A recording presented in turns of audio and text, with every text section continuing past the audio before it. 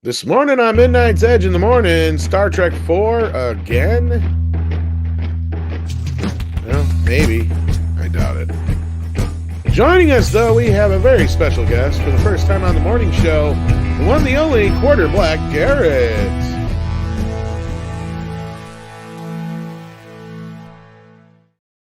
Greetings, everybody, and welcome to Midnight's Edge in the morning. I'm Tom Connors. With me, as always, is the boss man, Andre. Greetings, everyone. Hope you're all having a lovely Wednesday so far, whatever the time may be at your location. Yeah, that's right. It's hump day, and we're so happy to have with us the one, the only, Quarter Black Garrett. How you doing? I'm doing great. Good morning. It's about time. It's about time. Damn time. Well, you have this pesky little thing. I know this other side project show that also is a morning show. Yeah, it just, a couple people watch it. It's not like a big deal. It's not a big deal. It's just a thing. Yeah. Well, no, of course, for those who don't know, no one heard about that guy. Aside from being one of my Friday night type brethren, Quarter Black Garrett, of course, is most well known for being one of the members of the Louder with Crowder team. Isn't that right? Yes, sir. Yes, sir. For about 4 years now. Dang. Been a while. So you basically got involved with Crowder about the same time I did Midnight. Yeah, I guess. Yeah. It's been a trip for sure. Cool. It's a good time. Yes, I'm glad I'm over here talking about, pop culture stuff and not, politics. Yeah. It's nice. That gets grating after a while. For some reason, the politics keep wanting to stick their head into our business over here. But hey, what are we going to do? But, Michael Hickson says, Garrett. So we're saying, Michael Hickson. And good morning, Six and Ram Bam and Fractal Jack and Cosmic Squirrel, Daniel Hall, I see in the chat. Keely Jack, welcome, one and all. Yes, and I would also say I'm very glad to have you here. It's been long overdue, so yes, finally you're here, and I look forward to all the cool stuff we'll be talking about today. And some not so cool stuff, but I think the conversations will be cool, even though the topics maybe are not, because we'll be talking things like, Star Trek and Black Widow and Tiger King, and maybe to round out something cool like Dread. So, Daniel Hall says here, Star Trek 4, The Search for Financing, Part 5. Exactly. It literally is, because this is like the fifth incarnation now in the past, 2 years? I've lost count. But I'm very, very glad that Midnight's Edge has been at the forefront so that now everyone recognizes right away. Funding pitch. So and the timing was just spot on. Like, when it came across the board, I'm like, what the fuck? Are you serious? And then I looked at who's doing it. Says that this is the 12th incarnation. 12th? I'm not surprised. I'm not surprised either. He's probably iteration. But he does keep counting. Incarnation, iteration, same difference. But I saw it come across and I'm like, okay, this makes no sense. And then I saw who was behind it, looked and see who he was. I'm like, oh, marketing pitch. Yeah, this is just like when they got Noah Hawley and S.J. Clarkson and Quentin Tarantino and anybody else that they've announced that was involved. It's a shot in the dark going, hey, somebody, please. We want to make one. You want to write us a check. Actually, there is one other thing to mention about this one, and we are going to get into that as we break down the story in the minute detail. But before then, we have loads of people watching. Please hit that like, please share the link, because this platform doesn't always help out in doing that. And we also got a couple of super chats to start us out with. Says, hi, gents. Hello, everyone. Well, hello to you. Hello. We have Tom, you probably have to say this name. We've got the gay rascal in the chat. Welcome back. I have not seen you in a while, rascal. You little rascal, you. Scamp. You scamp. And we have Natasha here, our ever loyal. Sorry about that. I was trying to unclick that one. Yeah, well, that's what happens when you have two mods at the same time. And Natasha, of course, is sharing the link to Quarter Black Garrett's channel.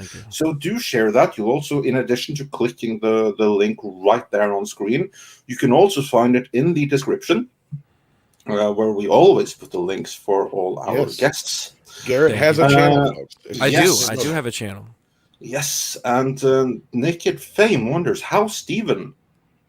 Oh, he's good. He's I mean, he's recovering. It was a big surgery. He had, I don't know what the technical term was, but he got like 3 rods in his chest to expand it. Yeah, because he was having trouble with his heart, and it couldn't expand properly, so he had to expand his chest cavity. Oh wow! Yeah, that's a big surgery. He's recovering. Yeah, it seems to did be he get pretty well. O3TX wonders? So, any idea of when he might be coming back? So we're supposed to be coming back next month. I'm not sure, like recovery-wise, that was the plan before. I'm not sure if it's going to take a little bit longer, but that's the plan so far, is to come back next month, the start of next month. So look forward to it. Yeah, awesome. We're hopeful for that. And in the meantime, though, we get to reap the benefit of having you here. Yes, and we are very grateful for that. Also, Lord Trinan says, "Hi, Garrett. Missed you and Crowder. Hope his recovery is going smoothly, and you're doing well, too." Well, thank you, sir. Thank you. Yep. It's going well. Love in the chat. Uh, I know you've been just spending your day sitting there, twiddling your thumbs in your Judge Dredd mask, just waiting, just spinning my chair. Yeah, spinning your chair. Yeah, but you look cool because you got the mask on. So. Yes, yeah, or the helmet, I should say. Well, nobody can see me. Nobody can see. Well, it's the coolest helmet of all, isn't it? And we'll get into exactly how cool it is a little bit later on.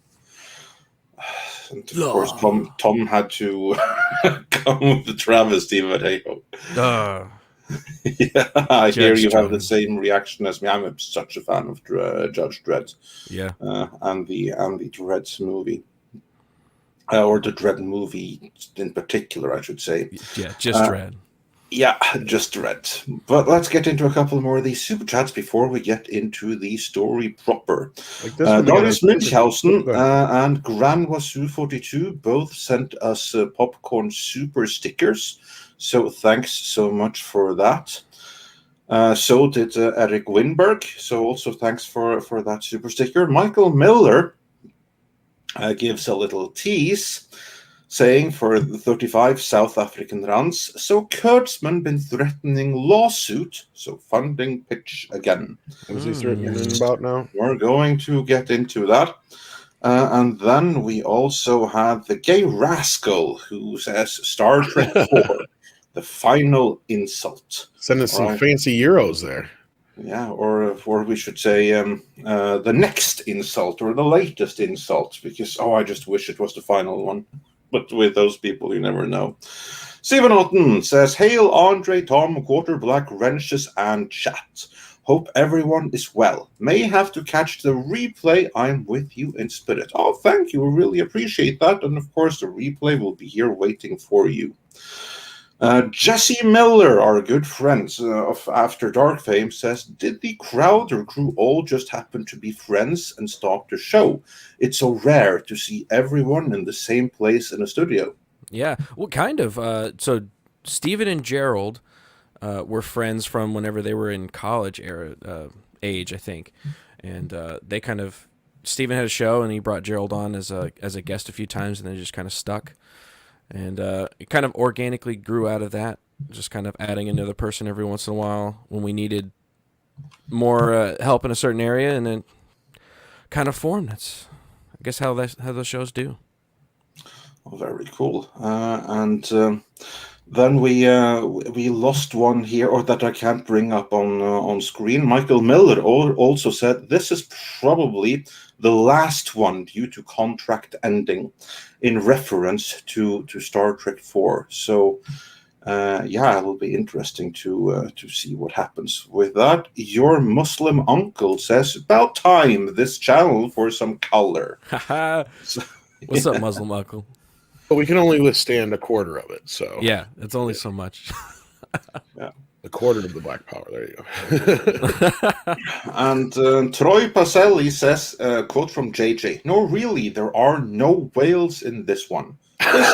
There are whales, but they're played by clownfish, because clownfish are known to change genders." Interesting. Yeah, that's subvert.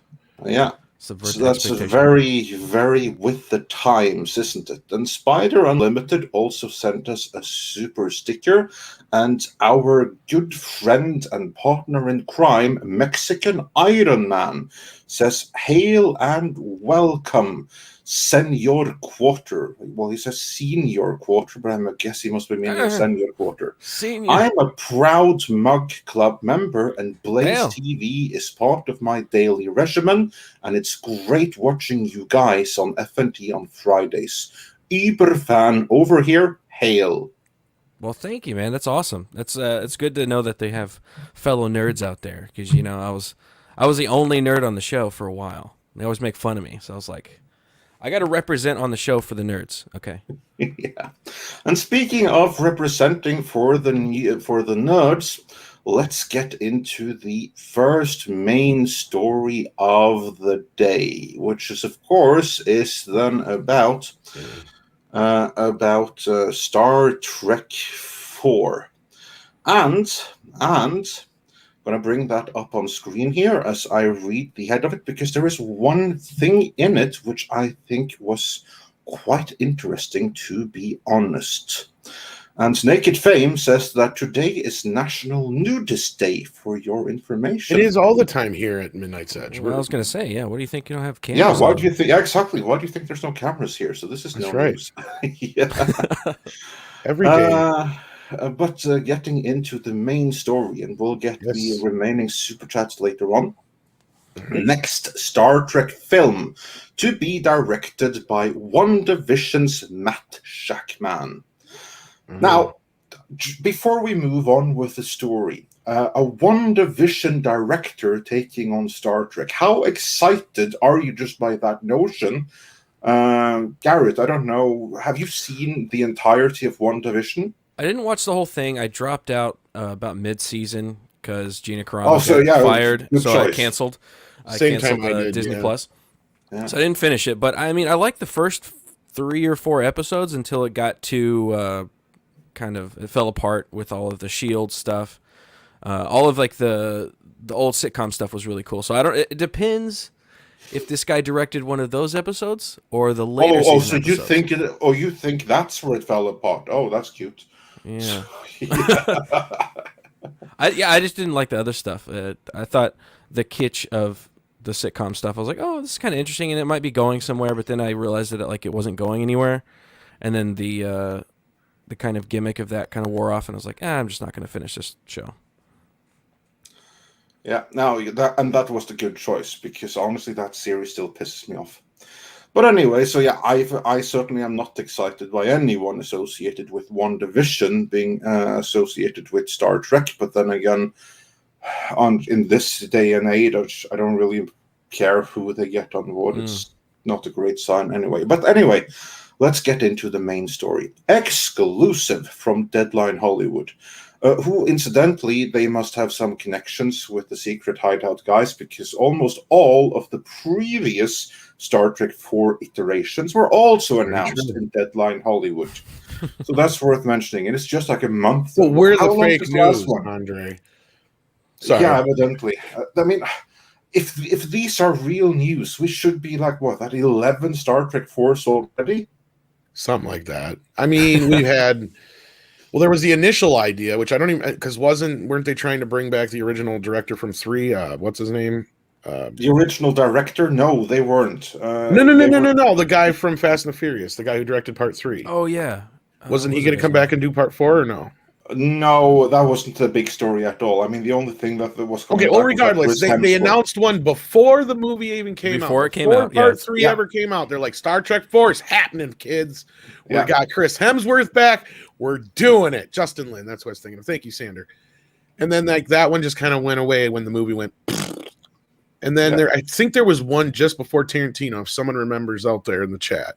And then the Tarantino thing came along, because that was actually supposed to be like a simultaneous project, from my recollection. Yeah. Because Tarantino kept saying it's with that cast, but it's not a Star Trek 4 kind of thing. And we've even played his clip where he talked about dealing with JJ a couple times. So, we kind of know that story, and we know that went nowhere. Then you had S.J. Clarkson, I think, was the next one, because they were touting that she was supposed to be the first female director in Star Trek film history. And then after that was Noah Hawley for the longest time. Yeah, of course, these are directors. There were director-less iterations in between the two as well. Because I think that the cast dropped out before S.J. Clarkson. Well, yeah, that was the thing, if you recall, is that they were like, we're still going to do a Star Trek 4, but it's not going to be with Chris Hemsworth.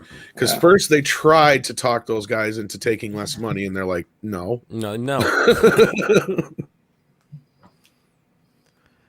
So, like, yeah, and then so here's the version now that Lindsay Beers is working on a while back, which I don't know if you recognize that name at all, but that's one we were talking about. I believe she worked on Discovery, if I'm not mistaken, right? Yes, she did. She was one of the Discovery writers, and she just went to Alex and said, hey, I got a pitch. And they were like, oh, perfect, let's announce it. And maybe someone will fund it. And now, do you think that they're dumb enough to tie this into Discovery? I don't know about that part, but all this does is prove what we've been saying all this time, that there's definitely a connection between JJ and Kurtzman behind the scenes still. Yeah, of course. The master never moves too far away from the apprentice, or the other way around. So certainly not when you have like the Hydra that is secret hideout and bad robot. Well, and not to go off on a tangent too far, but like this almost feels like not just a ploy to get money for another film. I don't know anything about this. I don't know if you know about it. This is the first I'm hearing about Kurtzman possibly suing, because I noticed yesterday. I had heard that. You're gonna have to fill me in on that, because yesterday, right after all this shit came down, another bit of Star Trek news was announced that was just kind of under the radar, and that was that Playmates Toys has now picked up the Star Trek franchise. And for those who don't know, Playmates was basically built on Ninja Turtles and Star Trek. Like for years, they had the TNG and all the other toy lines. Great toys. Yeah, and this is going to expand all the Star Trek universe, it said. But it's going to kick off with the Nickelodeon show. So this will actually be the first new Star Trek to have a toy line with it. Yeah, it'll be fun to see how that's going to work out. But it'll also extend into the other stuff. That far. Well, I'm saying like it'll also be covering classic stuff, and you and I all know that they're going to be doing the thing. That's the only thing they really want to sell. Yeah. Oh yeah. Yeah. But let's move on with the story itself, and then we'll get into the lawsuits and everything else that's behind it. Exclusive. After orchestrating the Marvel Disney Plus series WandaVision to a 23 Emmy nomination haul, which means you can never trust the Emmys again. It doesn't say that, but I felt it should be there. Matt Shakman has made a deal to direct the next untitled Star Trek film for Paramount and Bad Robot's J.J. Abrams. Deadline hears the film will now move at warp speed and begin production next spring. They have a script by Lindsay Beer and Geneva Robertson-Dworet. This is significant in that it is the first Star Trek film to be written by female screenwriters. There's the virtue signal. Recent attempts at scripting Star Trek films were done by the Revenant's Mark L. Smith for Tarantino and another by Noah Hawley. So that's done now, which we already knew, of course. And it talks a little bit about Shakman and what he did before. Hey, it's Frank Oz. I'm more interested in that. Yeah, well, and that's pretty much it then. That's what I'm saying. This is like we covered this last night on Meet. Wow. It was really a non-story. It was like, oh yeah, this is clearly just a marketing ploy for money for Star Trek 4. They hired this kid. Women directors. There you go. Yep. We tried that before with S.J. Clarkson. Like, oh, look, we have a female director. It's going to be so cool. Give us money. But Andre, what happened yesterday? Well, are you talking about the lawsuit or something else? No. What the Emmys nominations got dropped yesterday, and what was one of the biggest Emmy-nominated shows? Well, WandaVision. Which of course is why this was all pre-planned. Of course. Like, it was meant to drop on this day, the day all the Emmy news dropped. WandaVision was, gung-ho pro-feminist fucking show.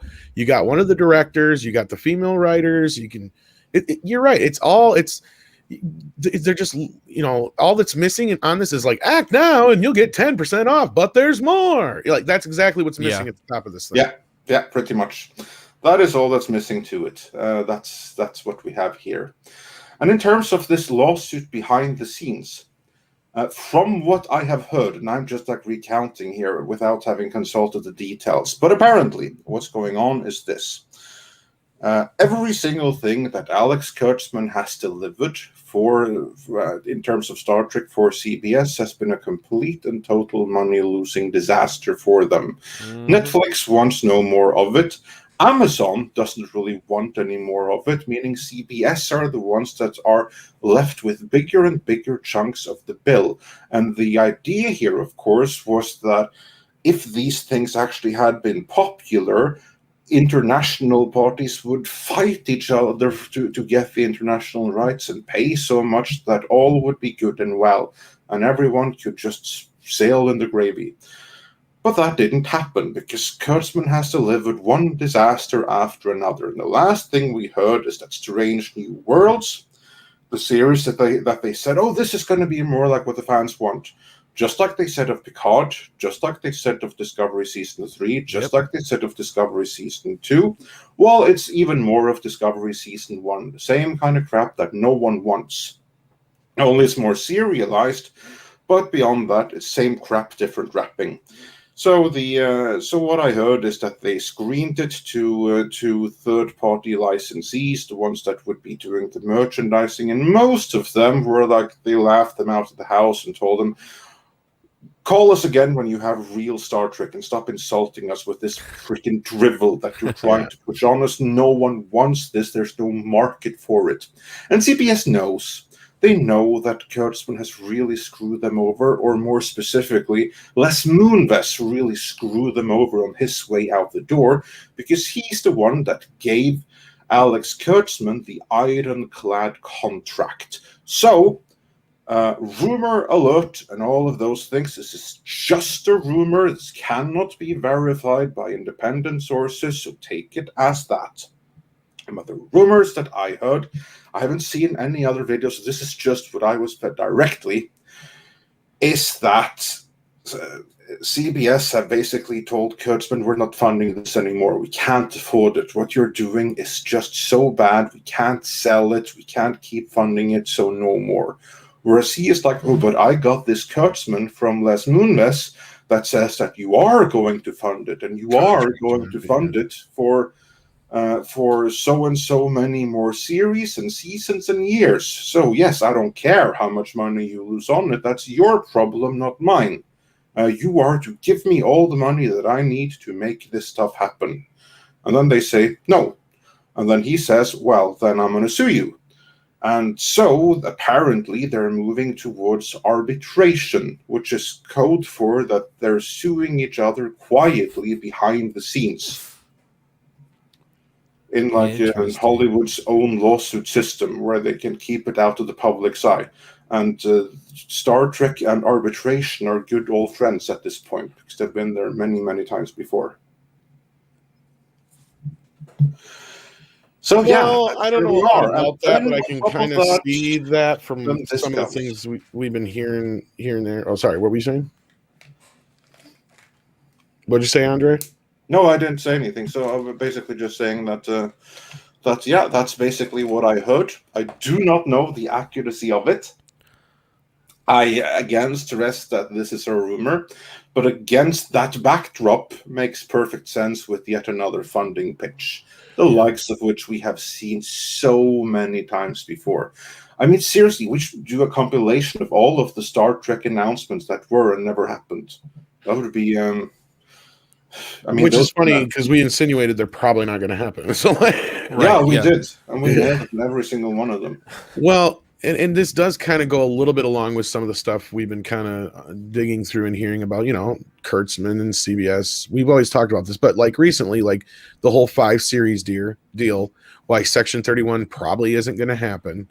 They keep talking about it, though. Yeah, well, what happened was, at least from and this is my kind of figuring, again, speculation, rumor, however, this is me gathering of information and talking with individuals and stuff like that. And we kind of basically boiled it down to, since they have this 5-series deal, because we heard there was some kind of issue with Kurtzman between him and whatever, and he like either left, or whatever, and then he came back. Well, turns out that Akiva Goldsman went underneath his nose and did this Strange New World show.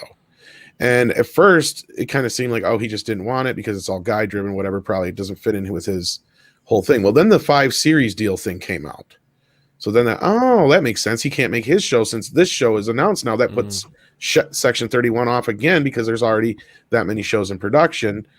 Well, that's the thing is, and that kind of took me back to the whole Playmates toy thing too, is like the only show they're announcing that they're having anything to do with so far, other than Classic Trek, was the new Star Trek show that's on Nickelodeon. The only one of these new shows that's been on any kind of real network. And from what I've heard pretty much too, and I don't know if Andre's heard the same, is that that's the one show that Kurtzman has been like the most hands off on. Like Nickelodeon has pretty much had more. So that probably has the best chance of actually turning out halfway decent. I mean, I'm not saying it will because it's even close to kids, but like, yeah. This is why I say halfway decent. There ain't no hope for full decent. Yeah, not these days. And clearly, it doesn't look like they're going in a direction with the films either that is going to be any better. Like they're focusing on, hey, WandaVision, female directors. Well, what about the movie? Do we have any information on that? Like who's going to be, is it going to be the cast from the JJ verse, or is it going to be a new cast? Well, and that's the thing connected to the Discovery, like Andre's heard that JJ's / Bad Robots contracts up with Paramount. I'm not so sure because I feel like they are so desperately trying to get something. Here's like the thing that they were with Bad Robots contract was with Paramount for the movies and the movies only. And I also heard that contract right now is expired. So all they can do right now is they can pitch. But Paramount is under absolutely no obligation whatsoever to actually proceed with any kind of Bad Robot Star Trek movie.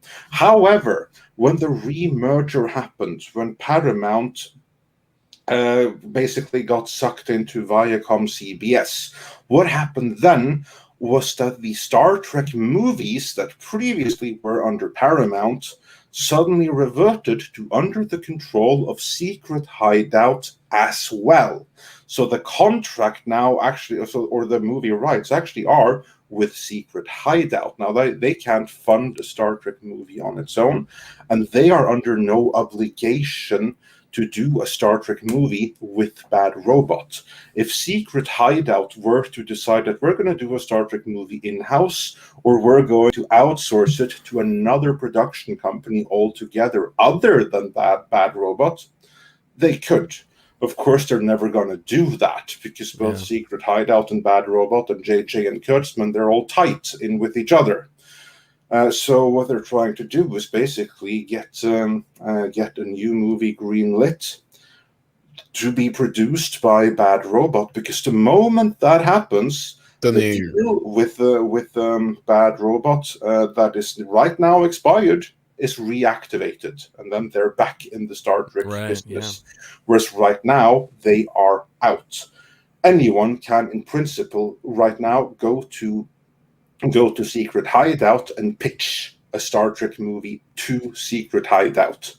But would Secret Hideout agree to give that to anyone but Bad Robots? That I leave to you to decide. Well, and I mean, I know they also have had like the problems with Kurtzman over Clarice behind the scenes. Oh, what a disaster that was. Yeah. Which is funny because, even though they've done a good job of trying to hide what we've reported going on with Discovery, we've had a few people, well, I wouldn't say confirm, but back up a lot of our reporting.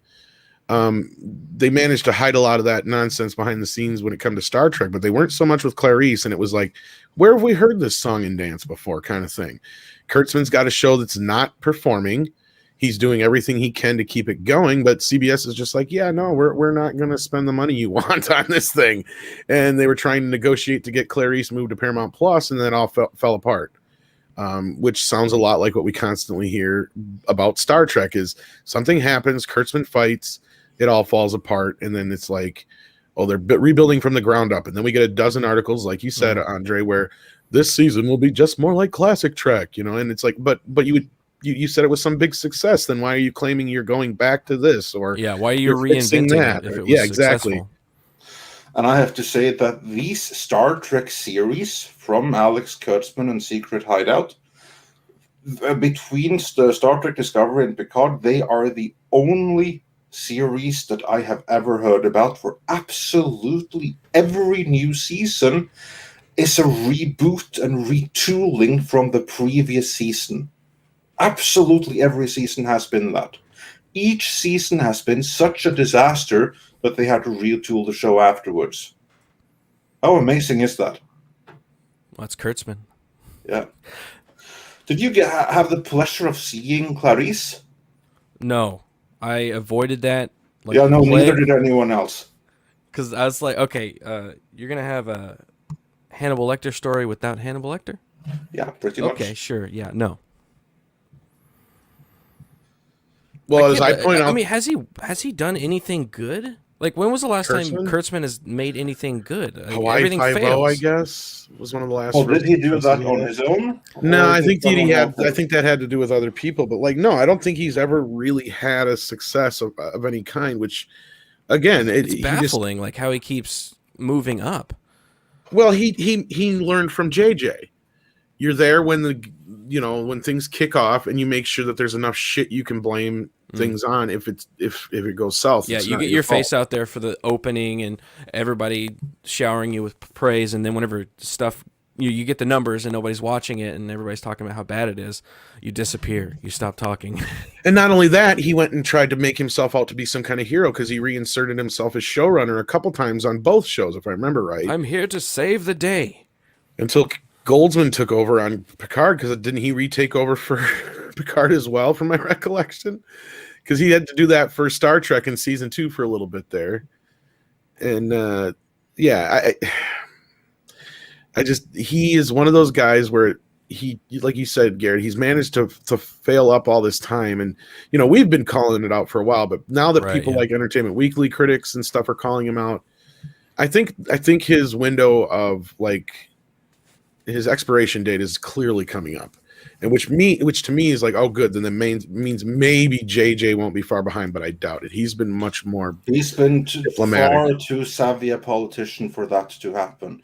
Here's like the thing that JJ Star will eventually fade, but so far he has always been in a position where he can claim deniability, or he had left. He's always been in some kind of position where he can shift the blame of when his properties fail over onto someone else. Never fails. Yeah. Not saying that's a good thing, but that's how it is. No, but that's the answer to that age-old question when everybody asks, how do these guys keep getting work in Hollywood? Well, it's pretty simple. When you're there for the success and you make sure you're gone for when shit goes downhill, it's pretty easy. It's a matter of being a politician. And you can see the same thing with Alex Kurtzman and his former writing partner, Robert Orci, also producing partner. Like, the best work the two of them ever did was together. And the reason for that is that Robert Orci was the brains. He was the one who actually could write. If you liked the first Star Trek movie, the one from 2009, like the first rebooted film, if you found anything good in that, well, that was because of Orci. If you like the first Transformers movie that the two of them wrote, which was a smash hit, well, that was also because of Orci. Because Orci is the one that understands character development, and he's also the one who is a fan and who gets these properties and how to kind of adapt them in a way that kind of works.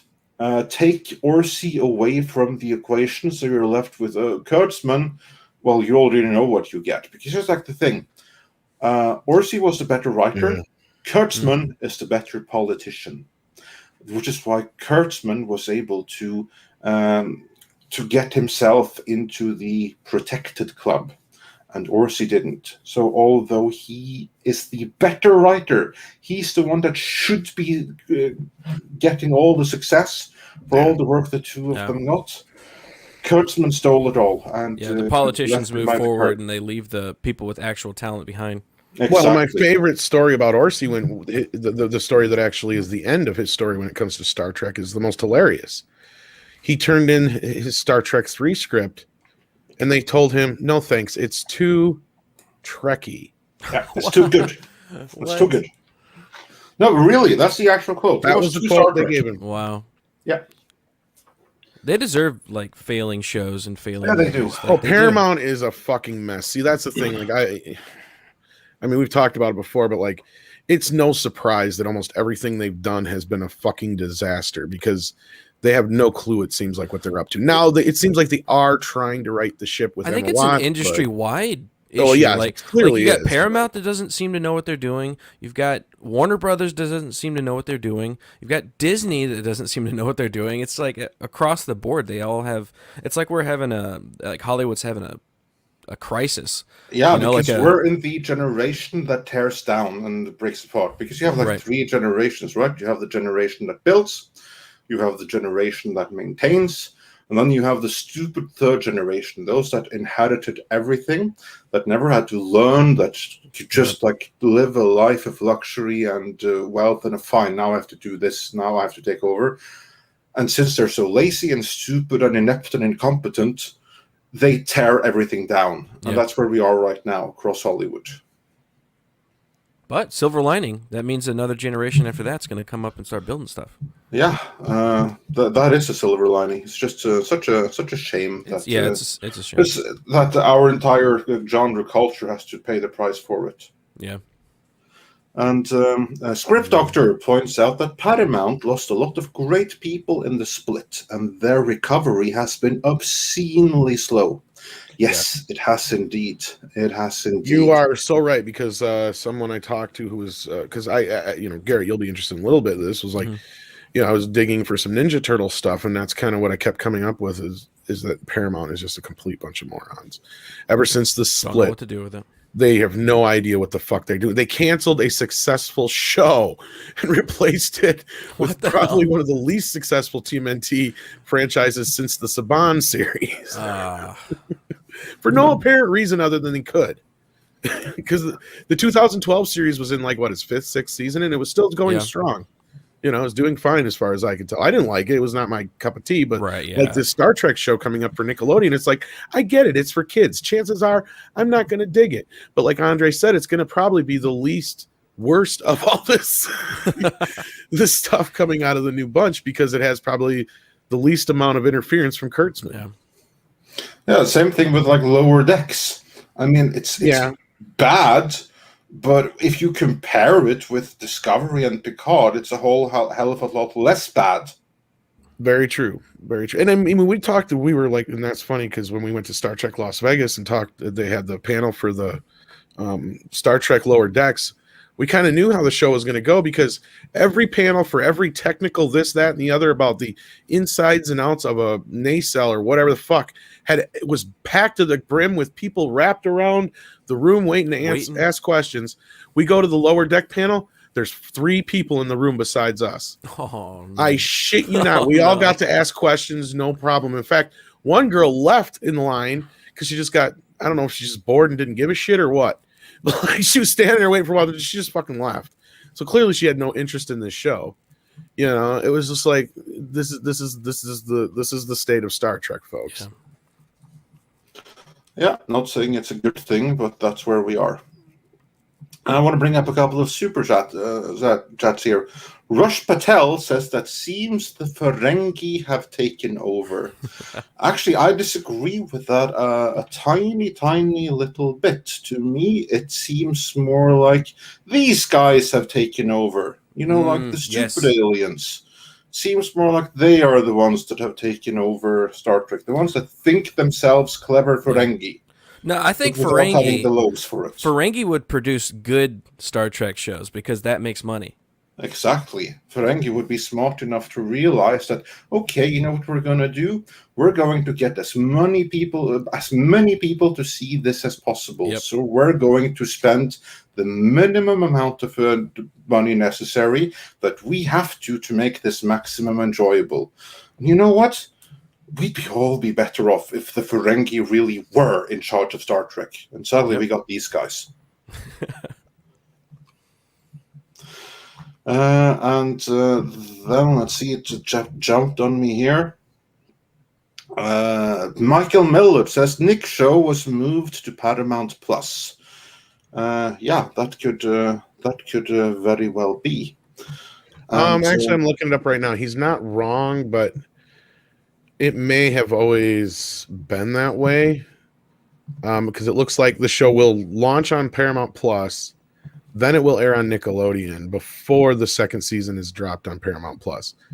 So they'll do this kind of staggered weird thing. Interesting. And from the way I can tell, that's kind of the way it was to begin with, because they're even mentioning CBS All Access, because this deal was obviously made before it was Paramount Plus. So it looks like that was always the case. Unless there's something that I can find here to prove me wrong or prove that wrong, then I'm going to say that was always because I knew it was always going to wind up on Paramount Plus one way or the other. That I do know, but I can't recall offhand if it was supposed to premiere on Nickelodeon first initially. I'm not seeing anything here that indicates that. What I'm seeing, though, here behind the scenes are a couple of super chats that I can no longer bring up on scene. So let's get to those. First, our good friend and wrench Mags says for $5, Hail Quarter Black Garrett. Hail. Miss LWC praying for Steven's recovery. Thank By you. the way, Midnight's Edge, Star Wars Theory dropped an announcement for his Vader 2 and 3 fan film. Oh, cool. We'll have to check that out. Well, actually, you all have to check that out. So, more proper Star Wars from Star Wars Theory. So that should be something. So thanks for the heads up, Max.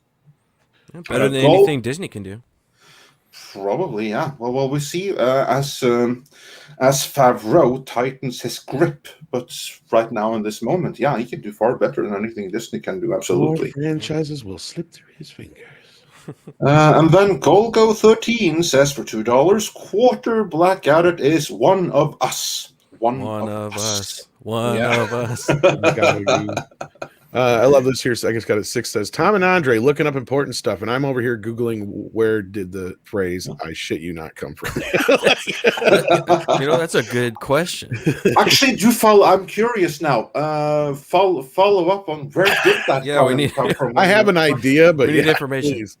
I mean, I just love it's the hobby linguist in me just loves the origin of phrases and stuff like that. So cool.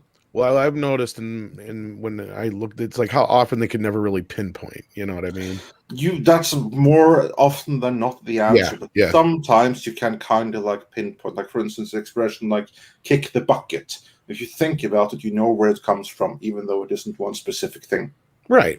Yeah. I mean, you can kind of deduce where it all comes from exactly. Yeah, which is always cool. And then Michael Millard said for another 14 South African rands, if it's Paramount, it's Variety. This is actually true. If it's Paramount, it's Variety. Whereas if it's Bad Robot or Secret Hideout, it's Deadline. It's so funny how you can always tell who has connections to where. This is like a really, really funny Same thing with the Star Wars stuff, yeah. For everything. Like, for instance, we actually broke this down in our Ghostbusters coverage when I went through all of the leaked Sony emails, how you could see how the exclusives by Deadline Hollywood, they knew the reporter, so they even drafted the whole thing. They sent it around like 2 or 3 things. Like, this is the thing we want printed in Deadline Hollywood tomorrow. You approve of this?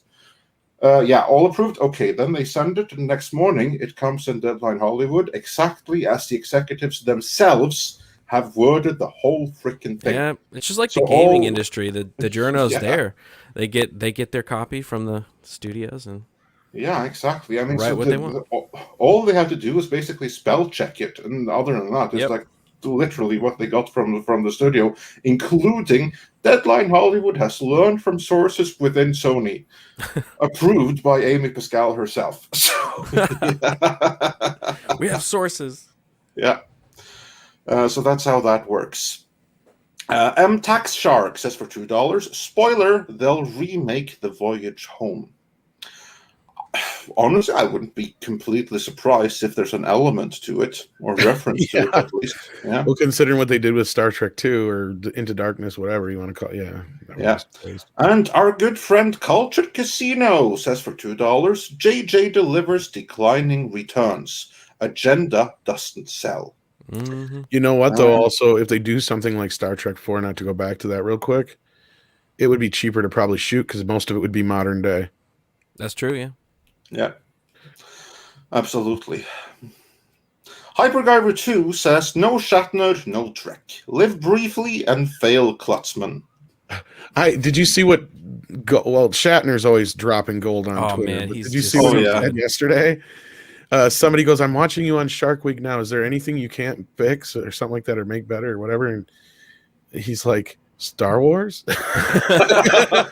Untrue. He could make Star Wars better. If he was in it, oh my god! Imagine if Jon Favreau hired him for a job in The Mandalorian season 3.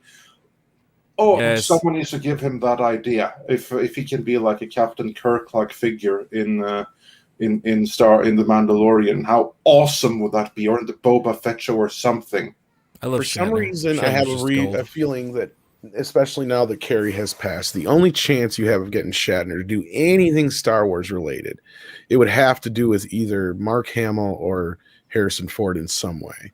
Because for some reason, it just feels like he has zero interest in the franchise or anything to do with it, unless it has to do with his little feud that was going on for years with Carrie Fisher, which was just play. They were just goofing back and forth for years. Yeah. And it's kind of picked back up with Mark Hamill here and there, but not so much. So, like, that's the only way I can see him doing it, is bringing in. I can see a way. I can see a way. If Favreau goes to him and say, hey, if you come and do like a Star Wars thing with me, I'll let you do like a subtle jab at the people you want to give digs into. Maybe. I mean, I'm not saying he's above it, but like, I don't see him really doing it unless there's a damn good reason. You know what I mean? Yeah. If Favreau says, if you come to Star Wars for me, I'll let you say, oh my. I got to remind people that that was his last words all the time. It's funny. It's like, why do I remember that? I'm like the novice Star Trek guy in the group. Like, it's like he died under the bridge and he said, "Oh my," that was his last words. Because so he could piss off the guy. Or it's K, sorry. I always say it wrong. Yeah. And then Naked Fame wonders, do you think JJ has a plan for Star Trek 4? To which I say, oh no, he doesn't have one plan. He has like, what is it, 12 Here's JJ's plan. Make anything. I don't care. You can do whatever you want. And I know that's a fact because that's what he told Quentin Tarantino. And Tarantino spilled on it. So yeah, exactly. That's the plan. Do anything. Anything, whatever, as long as it gets us our production fee, doesn't matter. That's his plan. Look, everybody knows for the most part who listens that I'm a Tarantino freak. Like, he's like one of my, if not my favorite directors, right? And I love that man. There's very little he could say that make me love him more. The fact when he told that JJ story, which I've heard, I don't know, a dozen times, and it never gets old, it makes me love him so much more. It's like that dude has so many free pass cards because of that fucking story. Like, he could go out and say some of the stupidest shit tomorrow and be like, you know what? It's Quentin Tarantino. He's got a pass with me. All right. So there you go, folks. The next time he says something stupid, now you know why I'm going to be like, it's Tarantino. Leave him alone. Yeah, exactly. He earned it. He earned it. So it's all good and well. And with that, moving on, EVA Unit 4A says for $5, Kurtzman and Orsi exec produced the awesome Transformers Prime CGI cartoon, but did not do any writing on it, even though inspired by Bayformers. Well, yeah, no, actually, the only thing that they did was basically say, here, continue what we did and give us our paycheck. That's what it sounds. It sounds like it was something that they had already been attached to, and they get one of those courtesy, you're a producer on this show or this movie. Exactly. That's so, especially when you have someone that's exec producer. Yes. They throw a lot of those executive producers around. Exactly. That could be someone who has no idea what they're in. Like we remember when we spoke with Fredrik Malmberg, and and his production, the company he worked for at the time, Paradox Entertainment. but they were working as like a movie funding partner. And in that way, he also got producer credit on like 20 movies. He hadn't seen them. He hadn't read their scripts or anything like that. He couldn't even tell you what half of them were. But he still got producer credit simply by way of him being the CEO of one of the funding partners. So such titles are given away relatively easily and frequently. I was going to say, speaking of producer credit, Anson Khan wants to know that what did Tarantino say about J.J. Abrams? Well, the shortest version of the story I can tell you is this. He was going to produce a Star Trek film. Never set to direct, never even set to necessarily write. He just had a concept and he passed it on to the guy who wrote The Revenant. I can't remember the guy's name. We just said it like 20 minutes ago too. Was it Mark something? I can't remember now. But anyhow, so like he had this idea, this concept, but the only reason he was interested in it is because he's been a Star Trek Mark fan. L. Smith. Yes, thank you. Because he's been a Star Trek fan his whole life, well, at least since the show started, because of William Shatner. And he, like a lot of us, when the JJ film came out, he's like, "Oh, you'll never convince me anybody with William Shatner as Kirk and Leonard Nimoy as Spock and so on." And he's like, but he saw the movie. He's like, I couldn't understand a fucking thing that was going on, but it's like, oh my god, I'm watching Captain Kirk, and I'm not just watching Captain. That's William Shatner's Captain Kirk, and that's Leonard Nimoy's Captain Kirk, and that's Bones. And he's like, that cast was fucking amazing. And he's like, I wanted to tell a story with that cast, but I told JJ, I'm like, I don't get it. I don't understand this stuff. I don't get it. I don't like it. And he's like, nobody gets it. Nobody likes it. Do whatever you want. Just do it. Because he wanted a part 4. That is the shortest version I can tell you. Please, Tarantino, make a movie. That's really what it was. He's like, I don't even get it. JJ said that himself. Like, I don't even get it. Because he's like, my writer tried to explain to me it's this whole time thing where there's a new timeline. And he's like, I don't get it. I don't like it. Fuck that. Wow. And here's also the thing that we have the audio of Quentin Tarantino saying it. We have it in multiple of our Star Trek videos. Yeah. So if you just like go 3.5 to 5 minutes long. So like, if you go into our playlist and look for one that for a Star Trek video that references Quentin Tarantino in any way, then you'll find it there. I think we have it in at least 2 of our Star Trek videos. We have that. Yeah, at least the most portions of it. We played it on the morning show and stuff a couple times, I think, too. So yeah. So of course we have it there. So go check that out. And then moving on. Gran Wasu 42 says for €5, if they want classic Trek, then Jar Jar and Kurtzman must be out. If not, Trek is finally doomed. Yep. I think it's very difficult to disagree with that. And Camilo Villegas says for $10, why does it seem that Warner, Disney, and Paramount don't know what they're doing? It's probably their newly created woke departments giving them pointers. Yeah. Well, Camille, I think you answered your own question. But Garrett, what do you think? I think it's the identity crisis of Hollywood. So Hollywood's got the hashtag Me Too side and the people that just want to make money, the business people. So you got those two kind of things going, and then now we've got this influx of millennials, Gen Zs, HR departments coming in and going, okay, well, here's a bunch of notes on how you should now tell stories, like Bechdel tests and stuff like that, and how to fit in narratives. And so we've got these two kind of sides of Hollywood, and they don't quite know how to work together. So everything that they make is kind of crap, because it doesn't satisfy anybody. So I think that's what's going on. I think that's why they have no idea like where they're going. All of the franchises kind of right now, aside from, I mean, even the MCU right now is kind of lost a little bit, it seems.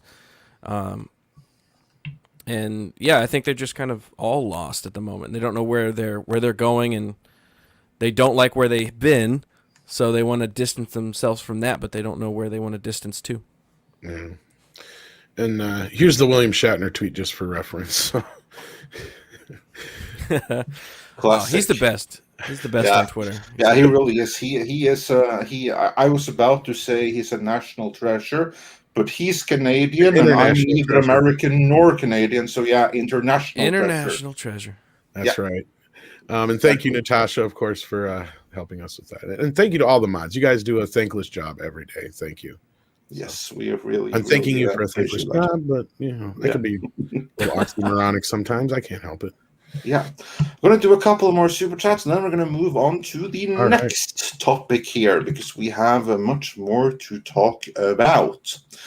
One of the next things that we have here is just give me 1 second here. I want to sort something out Time's behind the scenes. Well, while you're doing that, I got one from. Did I say that good enough? In the meantime, well, getting there. And a little bit more rolling R, I think, but says, I could see Shatner in The Mandalorian. Yeah. Right? Yeah. Like he could be I don't know, like an Imperial officer or something, or like, I could see him in one of those spots. He'd be like, no, I have to be a roguish pirate. Oh, that's even better. If he was some kind of pirate and he ran into the Mandalorian, it was like one episode, introduce him. He's in one episode, he's gone. Just enough. I run more spice than that Solo fellow. Oh, that would be something. I'd love that. That would be something. Absolutely, it would. And then let's see what more we can bring up on screen before we get into the classics, because it just moves so quickly, the chat here, which of course we do appreciate. This one here, Tom, you have to say the name.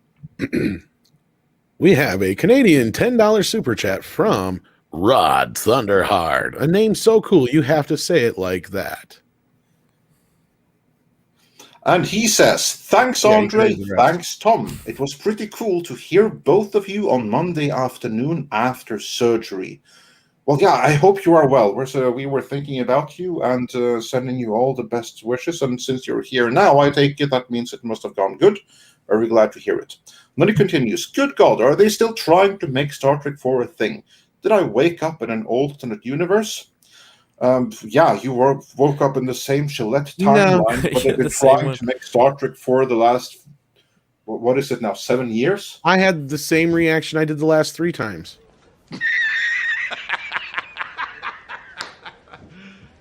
You serious? Serious. Haven't used that one in a while. Yeah, well, this is we in this timeline we get loads of good use for it. And then also one we can bring up on screen, SN441 says for $20, thank you so much for keeping our lights on. And he says, I wish business would pull a Red Bull and fire entire departments. Mm-hmm. They can start with trust and safety councils and diversity officers. Right. Well, and that goes to what I've said before about, like, that's a lot of the times why they keep pushing this shit, because otherwise they wouldn't have a fucking job. Like, right.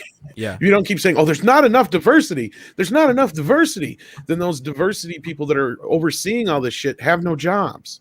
They have nothing to do. So, like, yeah, they got to create the problem. It behooves them to continue to say that even whenever there's nothing wrong. Yeah. Yeah. Yeah, that's like the thing with one cause groups. They have to keep on creating the problem to justify their own existence. And then moving on with a couple of more before we get to the next topic. CC Thumb says for $5, great show, guys. Love to see Quarter here. I enjoyed 09 Star Trek. The other two, much less. All franchises need to hibernate until the woke dark ages pass. Yes, I kind of agree with that. I'd be very happy with absolutely no new genre culture for a decade. Yep. I have plenty of comics to keep me company. The Conan comics and Judge Dredd comics from yesteryear are still as good as they ever were. Golgo13 says, if JJ has a plan, then I have no target. Unlikely. Paradise Plane says for 100 Norwegian krona, the Ferengi wood of mead, trillions in gold, pressed platinum in entertainment. They would have made trillions in entertainment. Yes, we need Ferengis in entertainment. We need them. As I say, I miss all. Where's all the cocaine and capitalism in my fucking entertainment? Exactly. That's the shit where titties come from. Yeah, that's what makes titties. If anybody wants to know, that's where they come from. That's where they come from. Cocaine and capitalism.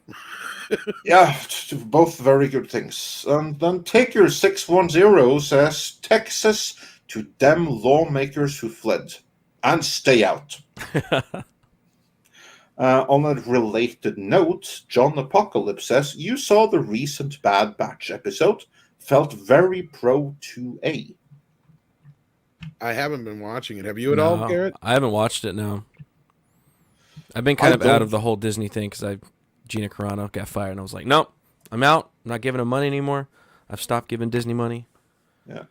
And I don't watch animated Star Wars, period. So, I have no clue about that. But let us move on to the next topic. Tom, in the private chat, there's a Twitter conversation, and it has to do with Black Widow. And there are some interesting claims made here. If you could share that on screen. Oh, I see that. Yeah, it's pretty interesting. Yeah, well, it's very interesting. To kind of like preface this, I guess, before I bring it up, I remember saying right up front, there's no way that is a woman in that suit through the entire film. And her head was replaced. I said that from the start. So, and we said it in our review. Like we That's what I'm saying, yeah. For granted. That's a man. That's a man in that outfit, and it's very obviously a man. It's a man, baby. Universe, is there a woman behind that Taskmaster outfit? In no universe is that a woman. And indeed it wasn't. Yeah. I didn't think it was going to go this far. I thought it was just going to be like the stuntman was just doing the, stuntman stuff and just doubling for the woman. But, I mean, I think this kind of makes sense to me that they would have a whole nother cut with this guy. Because ultimately, if you've seen the movie, this guy's character is useless. Yes. Yeah. I mean, his scenes could be cut out. Exactly, and just to bring everyone up on speed, because it's very, very small on screen here. So just to get everyone up on screen, this tweet right here makes the claim, and it's actually a very, very good claim, that in the Black Widow, she has like this black friend, this ally, the one who helps her without getting anything payment in return, the one who is honored to be friend zoned towards the end, that guy. Well, in earlier iterations of the movie, and certainly the script, he was meant to be Taskmaster all along. Which would actually have kind of fixed my problem with his character, if you'll remember, Andre. Because I said, he's unbelievable as this black market gun runner type guy. He just, there's no way. He seems too nice. Exactly. There's just no way he'd make it. Yeah, exactly. Exactly. Yeah. But him being there in disguise as Taskmaster, being completely on top of everything the whole time in the early versions of the script, and some proof here is the leaked concept art of Taskmaster, and you can kind of see that this mask seems to have been tailored to fit his facial features, and certainly his eyes, is the claims being made here. And it kind of makes sense. Remember, they bragged about how the script was written in just 11 days. Well, actually, you're missing. Really, it's nothing to brag about. That's not a bragging point. Yeah, you're actually missing the point here, Andre, where it says that this actually ties into the 3D model for a game.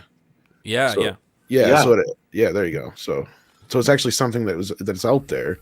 And then somebody else noted the fudge and the CGI effect on that picture down there too. That made me laugh. I mean, Az was saying that from the start too. He was like, it looks like her head is photoshopped on. That's what I said too. Yep. Yeah. It just is badly done. It doesn't look good. And that's exactly what it was. Yeah, we pointed it out. Like her head is practically moving there. It's if the guy moves too quickly, the one in the suit, her head isn't. You're gonna have a hard time catching up. Yeah, well, they had him standing there very stoically, so they could Photoshop a head on. And for Olga Kurilenko, that must be the easiest job she ever had. Hey, come in and let's just take a picture of you. Look like a zombie while we put makeup on you. And we'll pay you loads of money and we'll give you a starring credit. No, I'm gonna. Does anybody know what his original role was in the script, the reveal? Because I'm curious if they didn't change it because they would have ended up fridging the character that did actually become Taskmaster. Spoilers. like not like it's not spoiling on screen here, because basically if they would have made him like, oh, he's like the brother and he's defending, you know, his father and the sister kind of thing. Oh, I see. Yeah, Bechdel test stuff. That's what I was getting to. Yes, thank you. They can't show the female. female. Was it? But I would prefer if he was just like a hired gun and a hitman, that he was someone that they used to train their soldiers like he was in the comics. I mean, Taskmaster, what he did was that he was basically training people that wanted to be like henchmen for supervillains. He gave them their training. And that makes sense. His character in the movie, that would be a great position to be in. This kind of like, I'm a nice guy to the good guys, and I'm connected in the black market, like underground. I can get guns, I can get vehicles and stuff, and it would kind of make sense and helicopters and shit. If he's training henchmen, kind of in that position, but he's being super nice, and you don't understand. Oh, he's being really nice because he's actually exactly. He's the villain. That would have been way better. I don't know why. Why do they keep going the wrong direction? That's what I was saying. What is up with this? That's exactly what I was saying, Garrett. Like I'm like his character is like useless, and not only that, he's less than useless because he's unbelievable. I'm like, you need like a Steve Buscemi type in that character, without one exception. Well, you need that switch. You need that exactly, or you need that switch. Like yes, exactly. Thank you. Twist. Yes. Because then you're like, oh, so that's why he's been such a sweet guy to her this whole time. He's been fucking with her. See, then it makes sense. Yes. Yeah, that wouldn't make sense because as it is, that's like the thing. He comes across a little bit like, so you're just this super nice guy the entire time, and that's it. That's the entire purpose. And like this budding romance, not even budding romance, but this like potential romance with Black Widow. We know what's going to happen with that. She dies. That's what's going to happen with that. Which makes his character honestly kind of pointless. Like there's no need for him. I mean, all that happened, like really in the story as it is right now, is that he supplied. Let's be honest. He supplied Black Widow with her toilet and the facilities for emptying it. Yeah. And he didn't even do that because the county, Norway, would do that. That's one thing he did, and the other, and this was actually more important, he supplied her with a jet. And she could have found other ways of doing that. So that's like a kind of pointless thing to waste screen time on.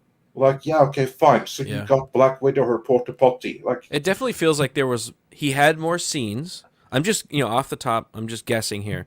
It feels like he had more scenes in the movie. It definitely feels like the last scene that he was in where he gives her that jet was a reshoot. I mean, how easy would it be to go, okay, let's go into some forest clearing and shoot his scenes to kind of move it now to where he's just this guy that's nice and he supplies her with goods and he's not Taskmaster. And then the only time you see Taskmaster's face is in this one room where she takes her mask off for 5 seconds, how easy would that be to shoehorn into an already shot movie when you go back and do reshoots real quick? It wouldn't be hard at all. Barely an inconvenience. Exactly. Yeah. It would be like the real easiest retooling ever. And I can kind of like see where they saw like, no, actually the problem with this is that this doesn't tie in with Black Widow's origin or anything like that. We need to find like a way to address like all of this like red ink that she says that she has in her books. We have to find a way to address that. And so they did that, and I can see why they would do it. I don't agree with it. I think that was ruining Taskmaster, but I can see why they did it. And also how easy it was to do. Mm-hmm. Not saying it's a good thing, but so yeah. Then we got a nice floating Olga Kurilenko headshot superimposed over the existing footage of Taskmaster. So good going. Even if it wasn't changed, I mean, I understand they would have done it anyway just to try and trick us. But at the same time, to me, it kind of brings me back to my initial point in the review, Andre, and that was, again, it just goes to show that there's just only certain things that you can do with a man or woman. You just cannot make most women believable that they move or act or can do the things a man can do without actually having a man fucking do it. And the same thing goes for a woman, and I've made my jokes about it, but it's true. It's like, I've yet to see anybody who can trick me. And if they can, I guess game over, you won, I may end up trying something new because you tricked me into thinking you're a woman, and that just doesn't happen. With what you asked for this year, but hey, yeah. You know what? Like, I make the joke. The only one who's ever convinced me is RuPaul, and she still can't. So, like, it took me a while to figure out. Wait a minute, that's a dude, or was anyway. RuPaul's a dude. RuPaul's a dude. RuPaul he just likes to wear ladies' exactly clothes. like. So I mean, and even then, like, it's like kind of that. Is it really kind of a thing? So like, it's all confusing these days. It is confusing, but like that's my point. Is I knew from the start. To me, it's like demeaning. It kind of goes back to the whole thing with why you shouldn't probably let this whole conversion of sports and stuff too. It's like, yeah, there's a reason for that. It's a safety reason. It's not just safety, but it's an unfair advantage in certain situations and other things like that. Yeah. Well, I think everyone should just allow it for like one cycle of sports and we'll see what happens. Me too. Yeah, because like I said, all they're gonna and I know don't normally get into this stuff on the main channel, but I've said this on comics and stuff and places like that. They're basically putting themselves back in a corner where they have to admit that men are still better at everything. Yes, I'm half joking. Speaking of that, we have to, while I can get it up on screen, Tom, you have to welcome a new member. Oh my goodness. Uh-oh. We have now as a member here at Midnight's Edge, the one, the only, Rod Thunderheart. Yeah, I know. I need like an explosion. Yeah, you need like right. You do. You need like a. Yeah, indeed. And there's no rolling R's in there, so I can't be of any help. So I could make it one. Rod. It doesn't sound the same. No. Rod. No, it doesn't. I mean, that sounds like what I would say. We have to do it Rod Thunder. like how you would say it. Yeah. And then we have a couple of other super chats here. Rod Thunderheart again sent us 10 Canadian dollars with a super sticker. So thanks so much for the pair guy. Pilgrim Media says, "Good gents, Midnight's Edge is the most informative show." Oh, thank you. We really appreciate that. Yeah. And Mark Whitner asks, "Is there a WB version of Kamran Pasha?" I don't know that I understand the question. I think I get what he's saying. Because you know how Cameron worked with Disney. Right. I see. There probably is. I'm sure there's some, but we just don't know them yet. We haven't Yeah. crossed their paths yet. I mean, I do know some people that used to be with Warner and whatnot too, and I guess I kind of still have a tangential connection there. But yeah, I'll nose around and see what I can find. I'd have to. Gosh, who would be a good one though? I mean, that's the thing. I mean, yeah, someone who's also willing to come forward. That's right. The thing. That's a difficult thing. Yeah, because let's be real, Cameron kind of put everything on the line for this. I mean, and he deals with a lot of shit on a daily basis. So you got to give him kudos. I mean, yeah, absolutely. He's basically, he's putting it out there. Yeah, absolutely. And then on the topic of Black Widow, before we change topics, Sean Carter says the arms dealer was nice to Black Widow because it follows the Mary Sue rule. Everyone almost immediately loves and respects a Mary Sue. Well, see, that's the problem. It is now in this version. Yeah, it is now. They went with the other version, it would have fixed that character and part of the movie. Yeah, actually, I agree. It would have been. It's baffling. How do you make they made Black Widow a character that had already earned their stripes. They made that character into a Mary Sue. Like you retroactively made it into a Carrie Sue. Exactly. Like what the heck? Yeah. Hypergiver 2 also says, "I miss villains being smart and dangerous." Speaking of smart and dangerous villains, Hypergiver. Oh, there we go. That would have been something. I'm Thrawn, Admiral.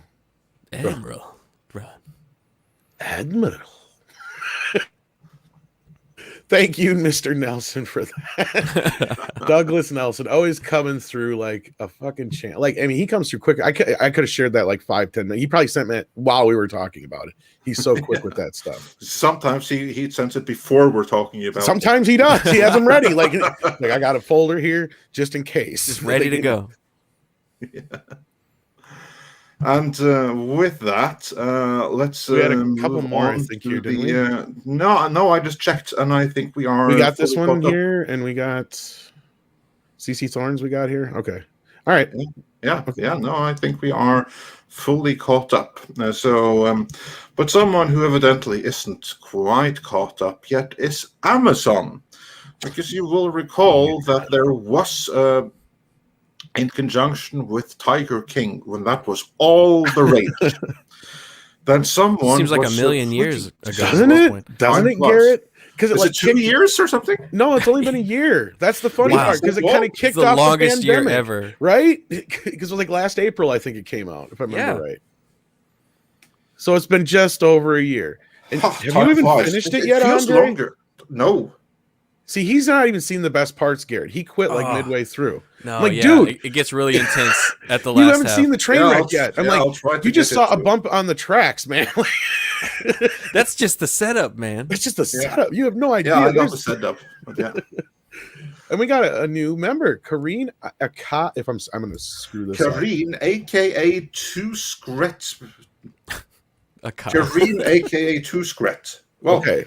Welcome, and thanks for joining us. Thanks for not screwing that one up. Enjoying the bonus content. We'll have another members only stream in like 2 weeks. Although you missed one from yesterday, so yeah, good times. Now I'm sure I'll do something on meat, and we do kind of cross pollinate. So yeah.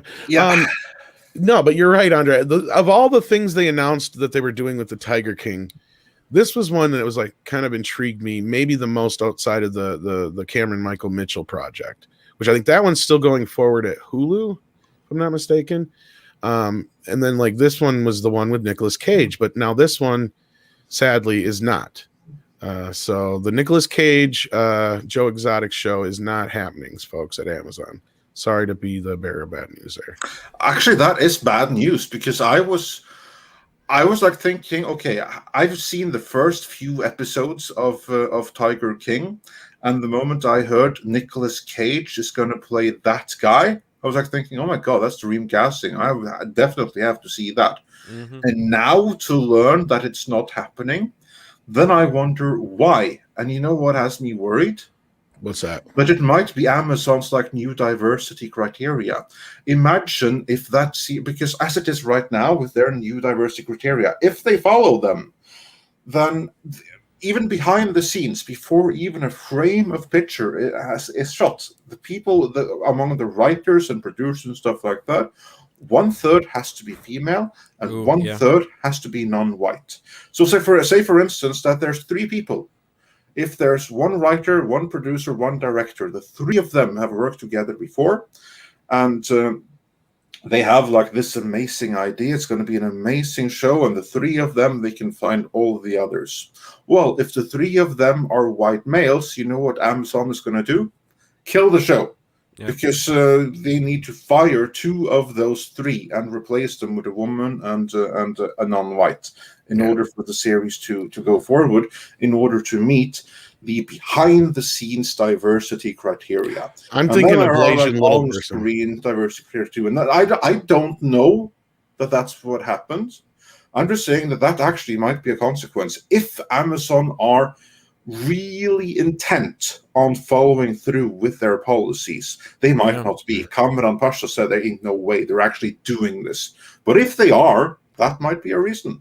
For it's a logical step. I mean, like you're right. If they're actually going to do the things that they say they're going to do, which who knows, I doubt it. But that would be the logical step, that they would just start breaking up writer teams and stuff like that to fit this quota. Could be. And I do want to welcome Pudgy the Hedgehog, or Pudgy Hedgehog, our new member. Thank you so much, and Krusty Moko. Excellent. Welcome. Indeed. And we also have another panel member joining us from the Midnight's Edge crew. Please welcome Paulie. How you doing, buddy? Hey, I just saw this invite. Paulie. Good morning, Quarter Black. It's a pleasure. Good morning. Yeah. Thank you. Pleasure, Thank man. Well, I've watched you for many months, and it's pretty cool to be sharing a panel with you. I'm glad I'm on here. I've been watching you guys for a while. So what's happening, boss? Well, right now we are welcoming new members, and we are lamenting the loss. Yeah, lamenting the loss of of beautiful Nicolas Tiger King series with Nicolas Cage. Would have been and beautiful. Here's my impressions, like, because he's like, I'm gay as shit, and I'm wanted, and I'm gay as shit. Oh, you're talking about the tiger stuff, right? Yeah, the Tiger King that was supposed to have Nicolas Cage is dead now. It's not Amazon happening? killed it. No, Amazon killed it. Dead. I'm wanted in 3 states. I'm more of a tiger protector. Exactly. I love the tigers. How freaking sad is that? That was like one cool thing to come out of Amazon, and they killed it. What a stupid move! Bummer. Yeah. I'm trying to process this right now. Well, before the show, outside of what Andre had said, I was thinking maybe it's just because the window has kind of passed. Like Garrett said, I mean, it feels like Tiger King happened 2-3 years ago. Like in pandemic years, it's been forever. That could be it too. Because like in pandemic years, a year feels like a month. But you're right. Lost. But my thing is that Nick is seems to be on his way up, like coming back. He's got 2 big movies coming out, The Pig, and then the one next year. So I wouldn't be surprised if it shows up somewhere else. That would be awesome. Etienne Falardo says Falardo, if I'm saying that right. Etienne Falardo.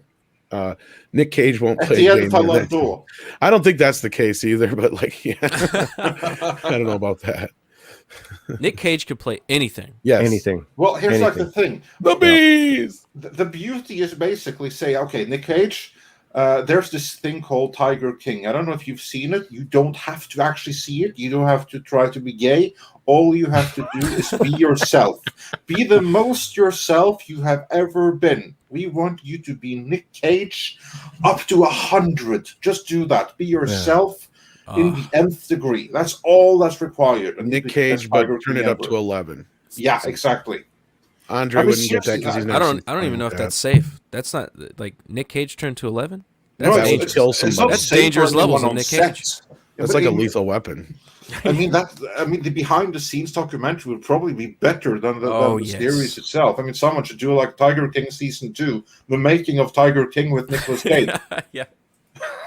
Basically, he just has to play the same character he did in Con Air. Yeah, see, like Red, he did in Con Air. Yeah, see, yeah, that's the Tiger King. Basically, just a subdued version. That's all. Put that yeah, voice exactly. On. Yeah, same wig and everything. No, but that just it. I don't know, man. I mean, Nick Cage has become larger than life. He's kind of like beyond Hollywood. He does whatever he wants. I loved him in Jiu-Jitsu, even though I hated the movie Jiu-Jitsu.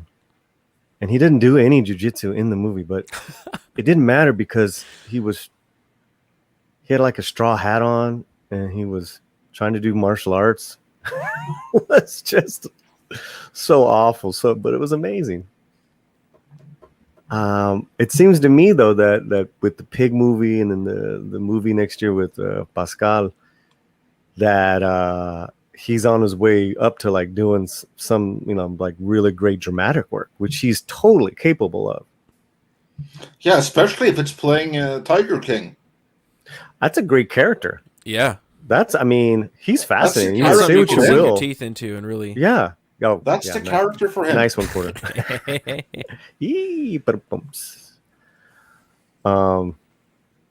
But yeah, so I guess I missed the news on. Did you guys read the article, or are you just talking?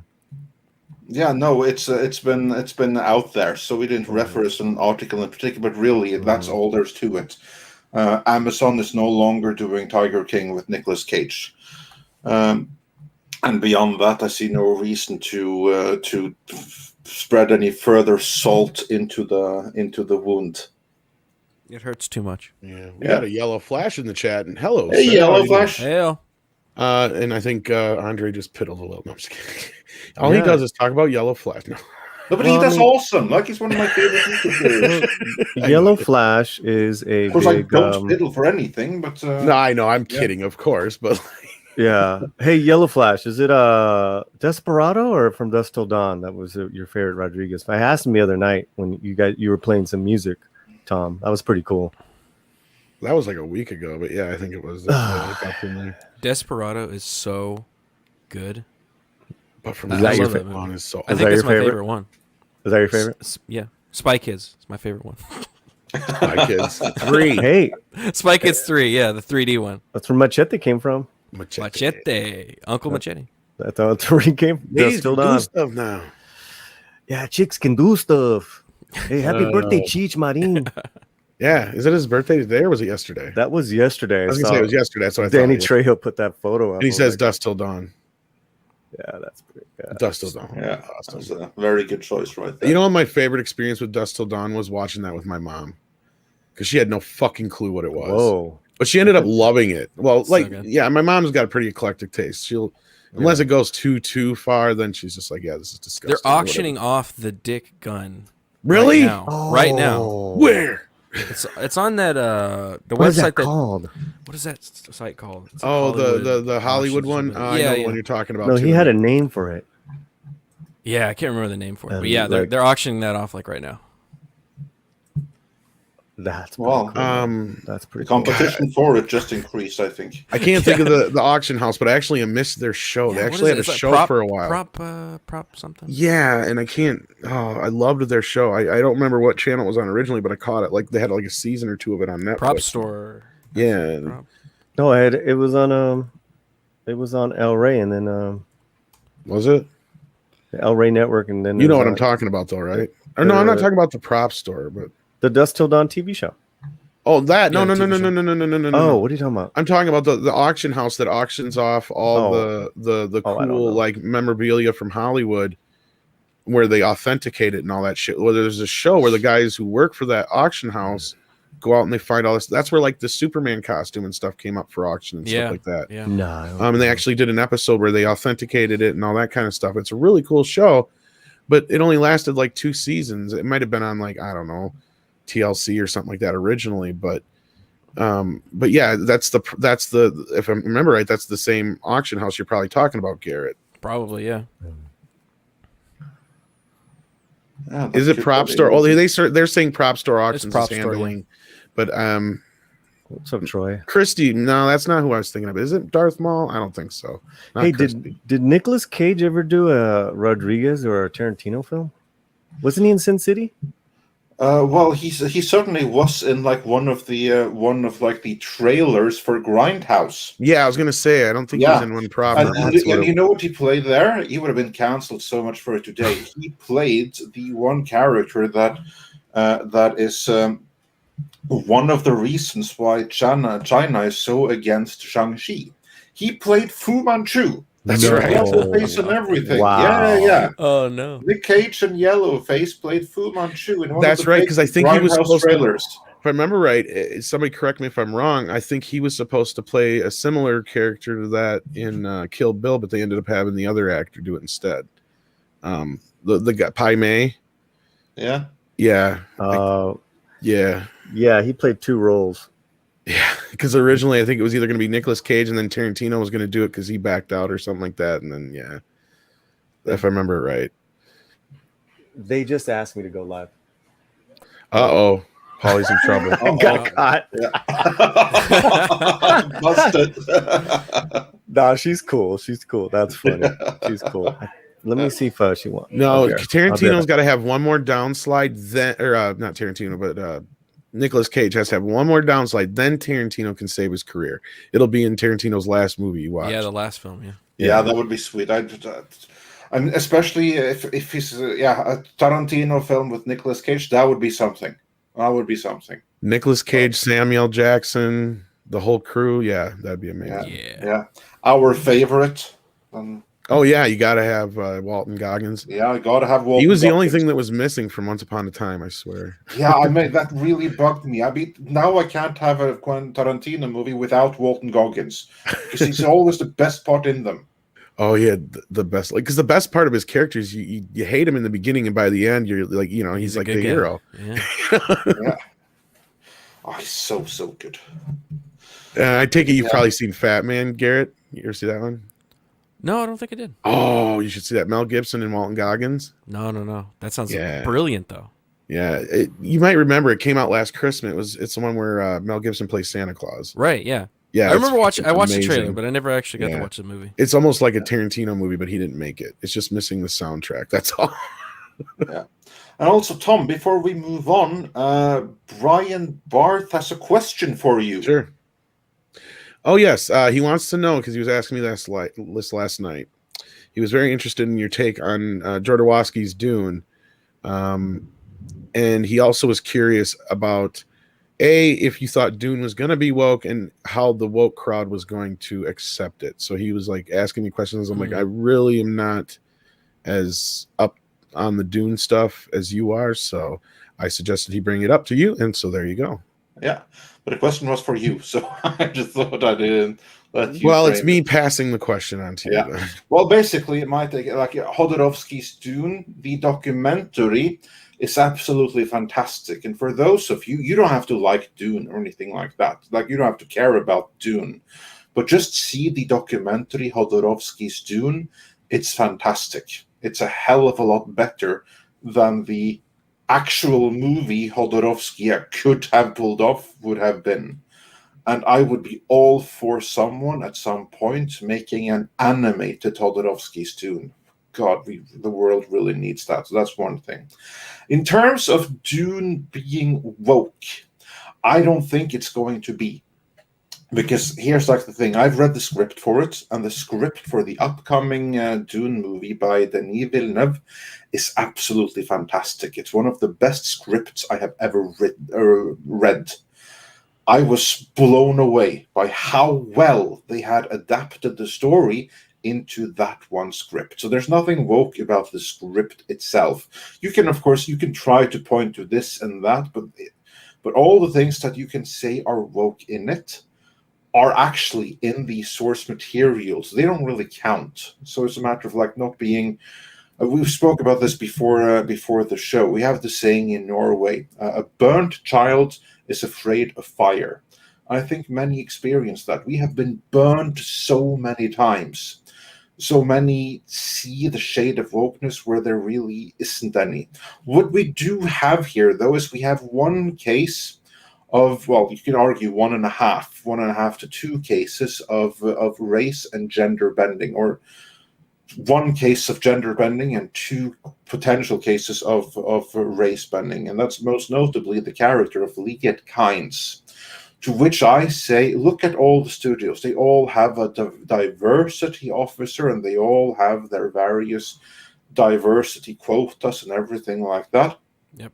Which means that no studio right now can make a straight-up adaptation without there being some level of gender bending, anything like that. That's not a creative choice. It is something that is being forced upon the filmmaker.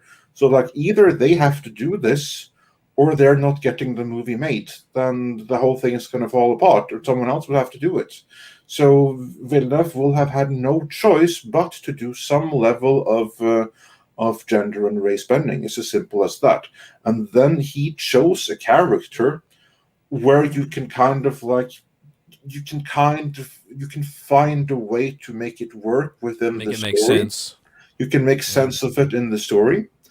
And the major characters are still the main characters that you know from the novel. Like all of the Dune is one of the best casts you've ever seen. And no one has any real complaints about this, just that one character. And there's nothing wrong with the actor. It's just like, why did they do that? Well, because the studio demanded it. That's why. Oh my God, and here we go.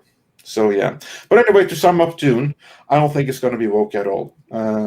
I think it's going to be plenty accused for it. There was an article where that came in Vanity Fair, I think it was, where they spoke about how woke and diverse. And that article wasn't intended for the movie-going audience. It was intended for the Twitterati and for the opinion leaders in Hollywood so that they won't cancel the movie later on. It was a virtue signal to them.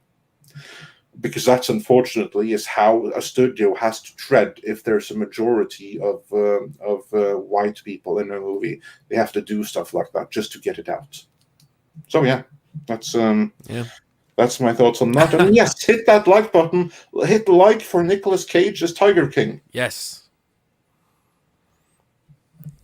What could have been? Right. What could have been? Yeah, I seriously hope that the producers behind this are just going to take the whole concept straight to HBO Max or someone more sensible than Amazon, because right now I don't think anything good can come from Amazon, not with their new criteria. No.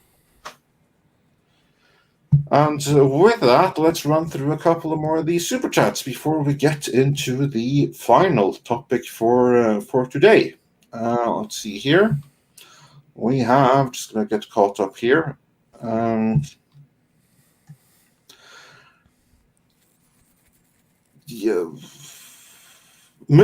Michael Gonzalez said for $2, Cage was awesome in Color Out of Space. Cthulhu Fatagan. Oh, thanks for reminding me. I want to see that tonight or something. And 6 Geek Time TV sent us a Rose super sticker. And our good friend Paulus Plain says for 100 Norwegian krona, the background story to Texas. Texas Democratic lawmakers left the state in protest to the Texas Republican voter separation bill. P.S. Voter separation is UN Free World FS. So you can imagine what he's trying to say there. So yeah, Texas being basically more American division is what I see there. Yep. That's what it is. Thanos 2024 says for $5, if New Dune isn't woke, it could be the biggest movie of the year.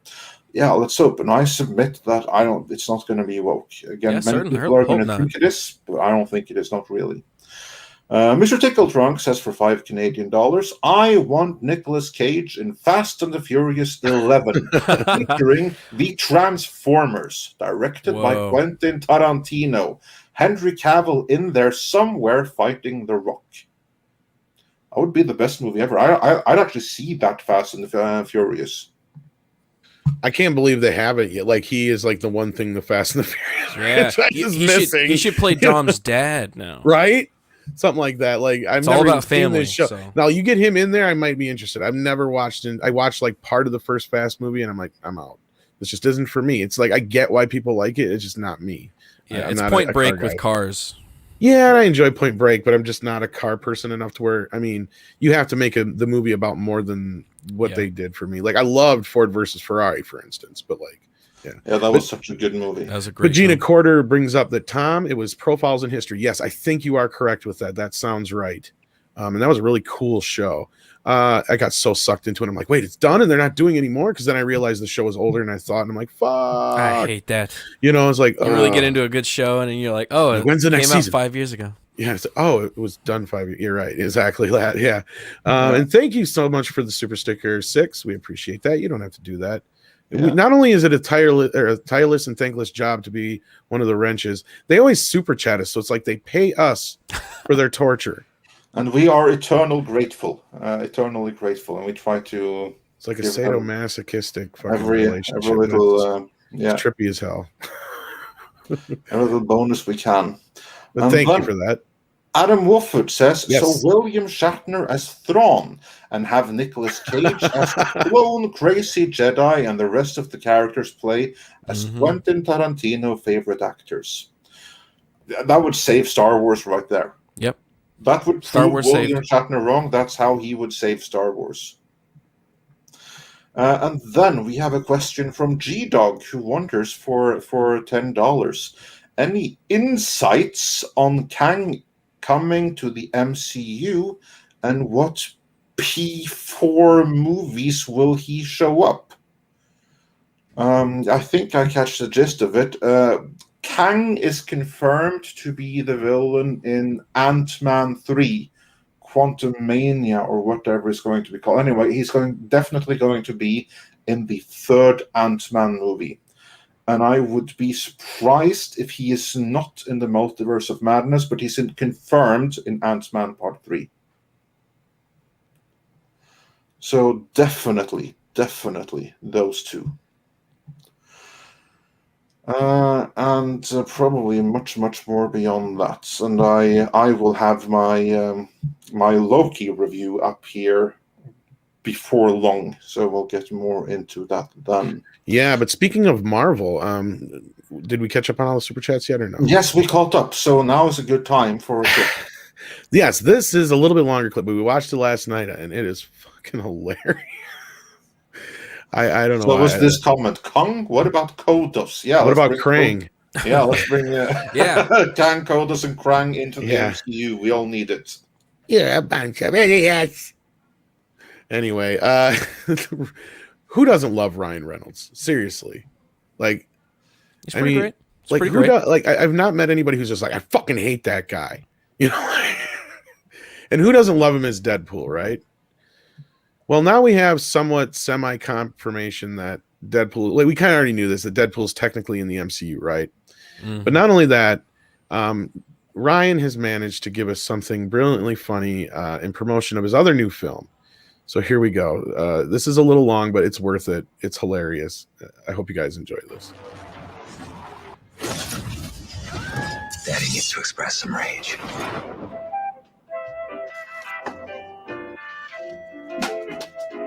Well, hello there, and what's up, Reaction Faction? It's Deadpool. Don't forget to hit that subscribe button and follow me on Patreon. Last week, you all really liked my trailer reaction video.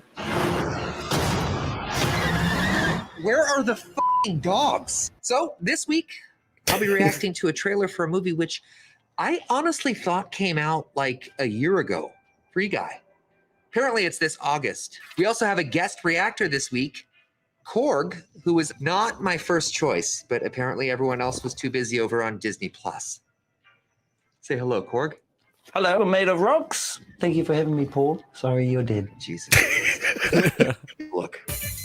My name is Guy. Oh, he's named Guy, like the movie's title. That's pretty clever. Is it? I've got a best friend. This is the greatest cup of coffee of all time. Oh! Mondays, am I right, Joe? You said it, Guy. Okay, let's just pause for a second to let everyone comment first, or this trailer gives away too much, or Ryan Reynolds is just me, which is super insulting, by the way. All done? And I work at the bank. Everybody down on the ground!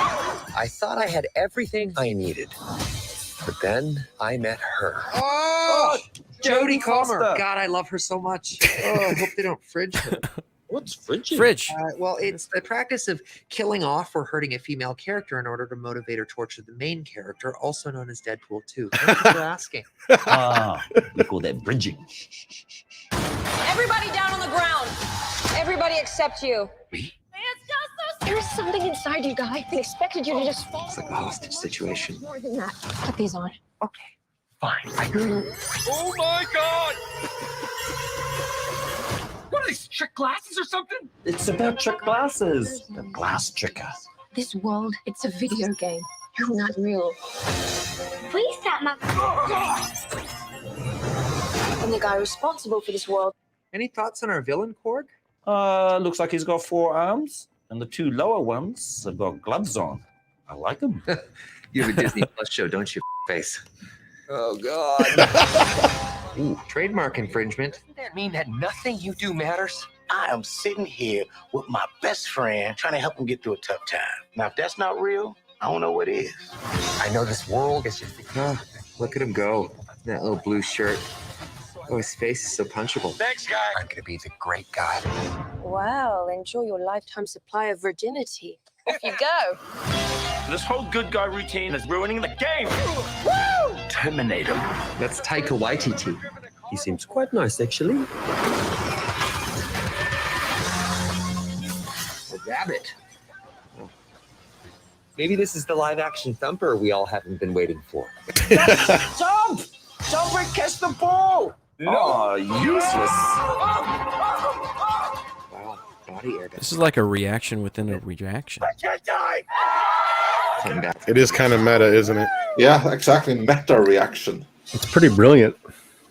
Okay, this looks fun in a last days of Fox fire sale kind of way. I'm not sure if it was worth diverting Canadian Cumberbatch's little mind away from my next movie, or you know what? I'm gonna give it. I'll give it 4 out of 5 avocados. Korg? I was raised by avocados. Oh my God! Just kill me now. Any tips on getting into the MCU there, Korg? Have a dream, chase it, lose that dream, just sabotage all sorts of happiness in pursuit of that dream, climb up to the peaks of that mountain, and when you get to the top, land at the bottom and realize you're never going to achieve that dream. And at that point, check your emails. Maybe you'll get something from your agent saying, Marvel wants to talk. Yeah, I prefer Dark World. Any of you for this?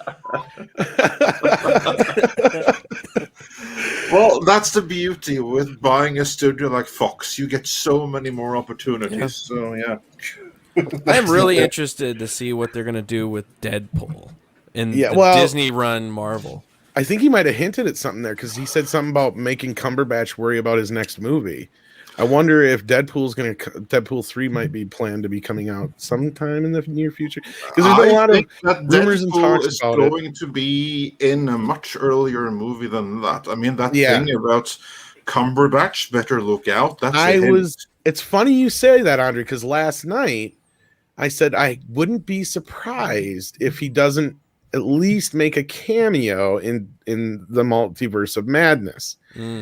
And we've already had the little bleeps there, so I'm like, that's how they'll get around it. All you got to do is just like, he gets bleeped, and he's like, "What the bleep is going on?" Exactly. Yeah. Oh yeah, PG-13 like, Disney. A lot of people get mad about a Deadpool that's not rated R, and I'm like, I think if any character they could do it, it's Deadpool. You could really play that part up of like it's bleeping all of the bleeps, and then like every time somebody gets shot, it cuts away, and he's like, "Why do you cut away from that?"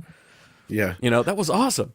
Yeah, they can play with it, but you can only do it like once or twice. Like it'll get old after a while because, like, I mean, Iger and Feige have already said, the next Deadpool movie will be rated R. Like they're not fucking around with that. They definitely don't want to shit where they live in this sense. Because, what would be great is if they started the movie where it is bleeped, and he stops it. Maybe it's if it picks up after Doctor Strange or something like that. PG-13. Yeah, that'd be funny. That would be funny. So let's hope for the best there. No, I think they could pull it off, and anything can be better than the last Deadpool movie.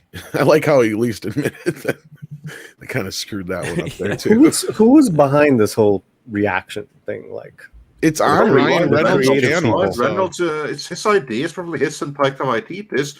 All they have to do is like go to Disney and go to Marvel and say, "Hey, we have this idea. Can you clear it?" And they're like, "Oh, brilliant idea. Go for it." I mean, it really is, because I thought that movie had already come and gone. Yeah. And like now I'm kind of interested in seeing that movie again, but whoever creatively was with Ryan on this, let them run shit, because that was it, what, 2-3 minutes? That's way more entertaining. 4.5, but yeah. Yeah. Any of those 3 MCU TV shows and all that stuff. I mean, that was you almost forgot like what good entertainment is with our comic book heroes. I'm like, shit, this is funny. Anyways, no, that's hire those people. Yellow Flashes have been walking back the R rating. I haven't seen anything to that, but if you have something you can send to me, that'd be cool. Because otherwise, I've also heard them walking that back. I didn't quite believe it. But we'll see what happens. We'll see. I don't think it'll work because they already tried it with Once Upon a Deadpool, and that fucking fell flatter than shit. Yeah. Well, it was a re-release as well. So I mean, but again, they have Hulu, they have Star. So if there's a will, there's a way. Question is about that will thing. That's the big thing. Are there anyone there that really wants to? And I've heard that. For Hulu, that's where they're going to bring out like the Punisher and stuff like that. So yeah, who knows? Maybe. I mean, it's not outside the realm of possibility. I think it's outside the realm of possibility that they'll make like $150 million R-rated feature. That I don't think.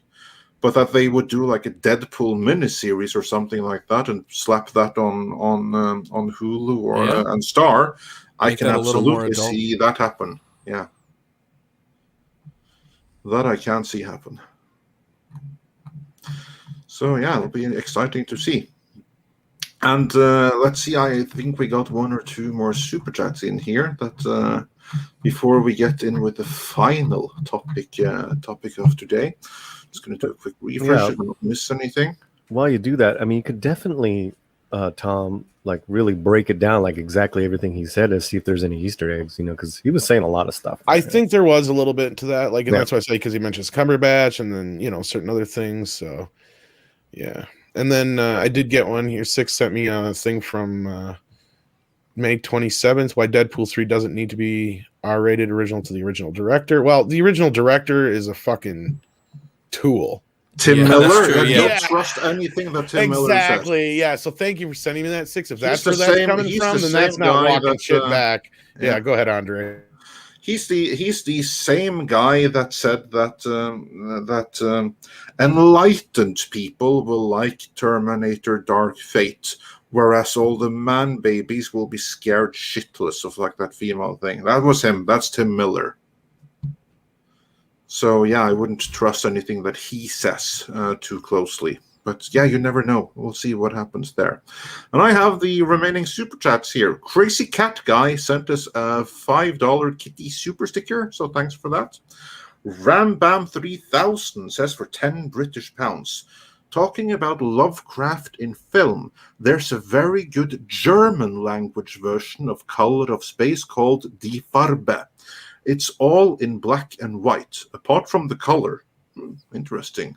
I shall check that out. Die Farbe. That means the color. Yeah, cool. I'll check that out. Thanks for the tip. And everyone else into Lovecraft, check out Die Farbe. Mr. Tickletrunk says, or answers a question for $2 Canadian. No, we don't.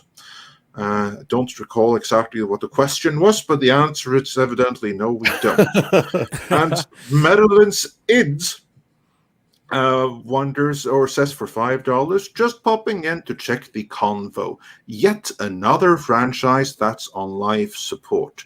Yep. Parish Quick and Wither CBS, live long and prosper, Midnight's Edge. Oh, that's nice. Thank you so much. I really appreciate that.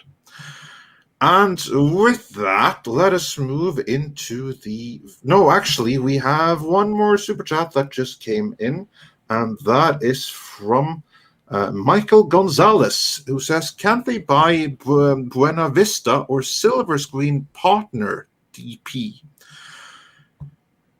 Disney can do whatever they want.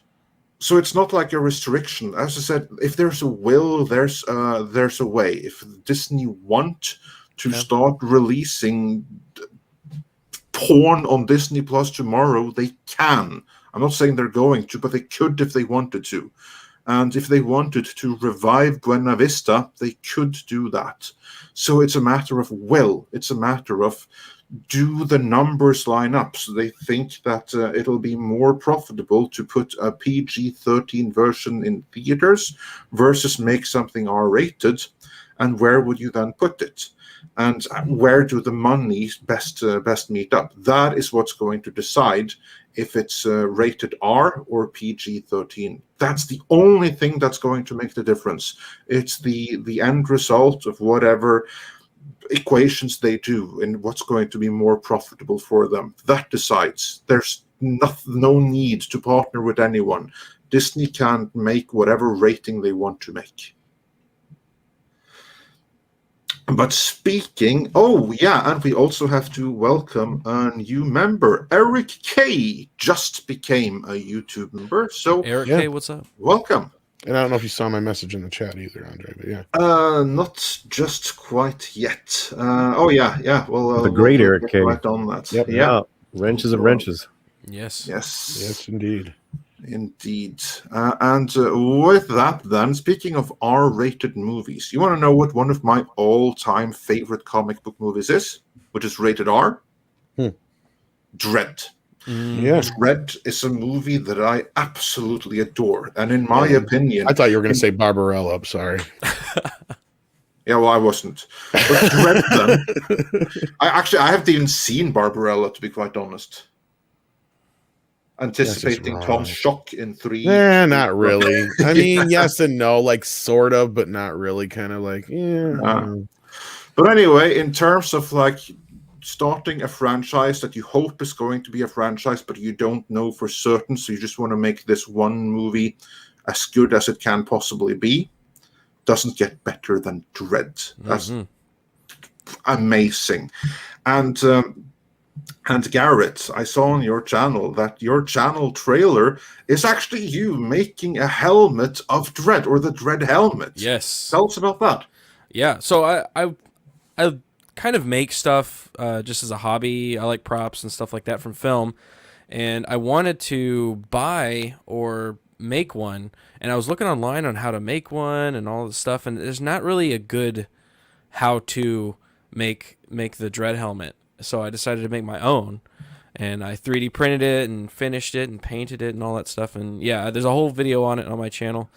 But yeah, it's very cool to actually have the Dredd helmet, because I love that movie. I worked at a movie theater whenever it came out, and I was a projectionist, and I got to screen the 3D version, which is one of the movies that actually the 3D works perfectly with the film.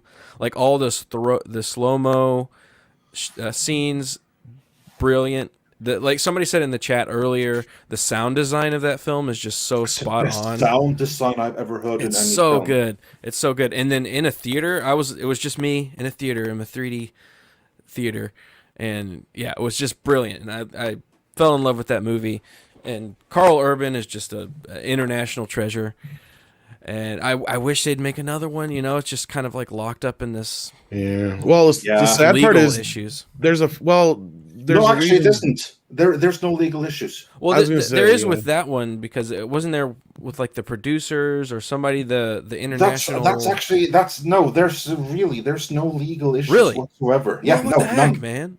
I can tell you what it's so good, frustrating, because here's like the thing. Yeah, they are legally prevented from making a 100% sequel to the Dredd movie that we already have, because the rights to that one particular movie, they are with DNA, the production company of that movie, but they no longer have the Judge Dredd rights, so they can't make a sequel even if they wanted to, which they don't. Whereas the rights owners of Judge Dredd, they can't make a sequel or an exact sequel to that particular iteration of Dredd, even if they wanted to, because while they have the rights to do whatever they want with Judge Dredd, they don't own the rights to that particular movie. So they would have to make a spiritual sequel and make it like 25% difference, kind of like Kevin Smith is doing with He-Man and the Masters of the Universe in Revelation. Yeah. That's like the same thing. It's not the sequel because it's not made by the same production company. They don't have the rights to the Filmation series, but they make something that looks so close like it that we all think that it's a sequel. The owner of Judge Dredd, they could do that if they wanted to. If they wanted to, they could tomorrow start production on a sequel movie or a sequel series. They've been, right? They've been in this like development hell kind of. Yes, with, and show. Here's the thing: it's never going to happen because there's no rights issues, because the rights are right now back with Rebellion. And they're the rights owners, and they can do whatever the hell they want with them. They just have to make a pitch, and then they have to sell it. And they do have this pitch, and this is the series that was announced. Not Judge Dredd, it's just Mega City 1 Judge Dredd or something like that. That's the series that they want to make. and that was going swimmingly in development. Then there was an issue with one of the producers. So that's not a rights issue, it's an internal production issue. I do not know the details about that. But one of the producers did something, so that whole iteration of the project collapsed, and they had to go back to scratch and start over. Developing the exact same concept, Mega City 1 Judge Dredd. But you know what they're doing wrong? And this is the big issue, because there's no solving it, because the ones that are making the mistake are Rebellion, the actual Judge Dredd right owners. You know what they're doing? What they're trying to make and why it's failing? Yeah, what are they doing? What they're trying to do is they're making a series that is about the city of Dredd, Mega City 1. And it's going to focus on a team of judges where Judge Dredd will be just a guest character. No. So Guest character in his own show. Yeah. Hell no. So basically, they're trying to make Gotham PD guest starring Batman. So they're kind of like, and you could do a Mega City 1 series, but that needs to be a spin-off after a proper Judge Dredd series. Yeah. They're trying to make the spin-off before a Judge Dredd show, and that's why they lost Carl Urban, by the way. Carl Urban is super keen to return. He was theirs to lose, but it's their idiotic idea of making a Judge Dredd series that's not about Judge Dredd, and that's how they lost him. And rightfully so. He's such and a good actor. This is one of their. This is the first production that they're doing. I think isn't their studio new? It's like brand new. Yeah, new studio and everything. Like they made like this fan film, or like they have made one thing. I don't know, some teen thing. I don't know exactly what it is. They have made that, and they have like other things. But the big thing would be Judge Dredd, and they are screwing it up all on their own accord, and there's no one else to blame, and there's no one to fix it, because it's already with the right holder, and the right holder just have the wrong vision for it. What they should be doing is making a spiritual follow-up to the 2012 movie, and that's not what they're doing. Right. And it's so frustrating. Is that some kind of part of the contract with that? They want to kind of go with the same aesthetic of the film, but they can't. No. They could if they wanted to. They couldn't use the 100%. I don't understand. Like, why would you not? It's just like a clear. You have Judge Dredd, you have Carl Urban. You just make the show. Oh, and Carl Urban would return. Like and he said it multiple times that he wants to return to the character, and it's like because what is wrong with you? 1 + 1 is no longer 2 anymore. So. Yeah, that's true. There you go. Because Jason Kingsley, the guy who owns Rebellion and therefore Judge Dredd, he's really, really clever. He's been able to build this whole thing, but evidently he doesn't understand Judge Dredd and what makes the character cool, or what made the 2012 movie popular. That can be my own interpretation. The guy in charge who runs it doesn't understand it. Can be my only possible explanation. And until someone is able to convince him you can't do a Mega City 1 series, you have to do a Judge Dredd follow-up, it's not going to happen. That's my reading of the situation. Yeah, that's how you would have to do it. You'd have to bring people in with Judge Dredd, because it's somebody that people know. He is the coolest character, obviously. And then you kind of build up these other people around him, and then you get to know the city. Like, why would you go off of... Like, why would you... I don't understand. It's like you're right. Like the Gotham idea of having a Batman show without Batman in it. It doesn't exactly compute. Right. And of course, Dredd would be in it, but he's just going to be a guest character. He might not even be in all episodes. No. And it's insane. He has the rights to it. So why would he do Gotham instead of Batman? I heard that they want to put the stunt actor of Dredd to be a woman's frame, and they're going to put Carl Urban's face on it. Just breaking news here. Breaking news. 2000 AD series. And he's going to say, I am the law. Yeah, it does seem like they don't know like what to do with Dredd. They own him, but they don't know what to do with him, because Rebellion is a video game character. They're a video game publisher, right? And developer. Yeah. Why are you not already making a Judge Dredd game? Like that's obvious. And an open world Mega City 1 where you have to go around and take out criminals and stuff. Like, come on. I mean, like, for instance, look at Conan, because that's such a go-to example, because we have like this amazing detailed interview with the Conan rights holder, and how he said like the first thing that he did when he got the rights was that he knew, I need to make a video game, like a huge one, role-playing game with character guides and everything, so that people get to know this world and character. That's why he did it. They should take they should take that Megacity concept and make that the game, where you're not necessarily playing as Judge Dredd, maybe, like, or this, right? Okay, you got the single player mission game campaign where you're Judge Dredd. You go through the city, you learn all the stuff, and then you build it kind of like GTA, where the online portion of it is you create your own judge, and you're all judges, and you have to, peruse through Megacity 1.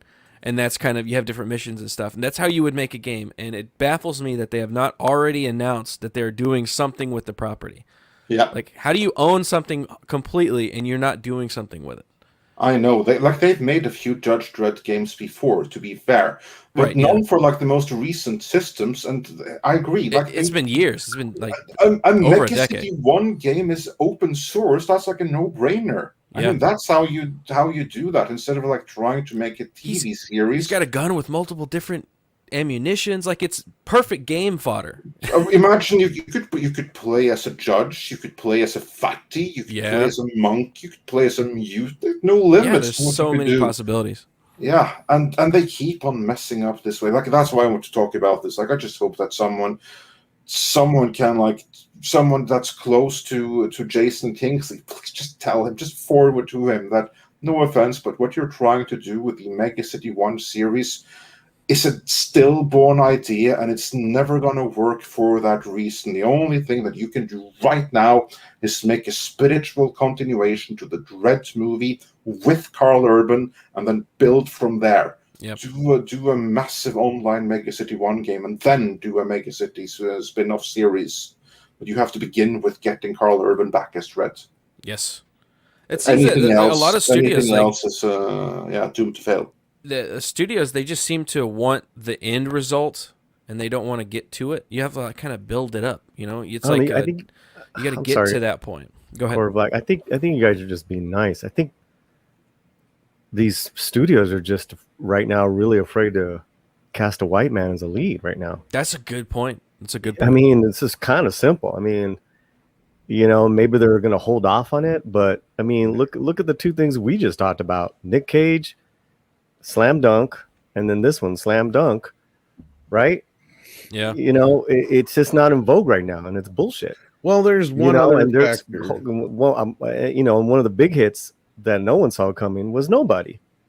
Starring an old white dude. Right. That shit was awesome. Well, this last year, two of the most talked about. Well, technically, if you bring in Fat Man, three of the most talked about films have had male leads, and not only that, one of them was a very controversial one, for that matter. Mm-hmm. And yeah, I think that it says a lot that those are the films that kind of stand out above the rest.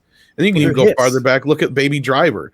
Like, okay, so 4 of the most original movies we've had in the last 2 years, even.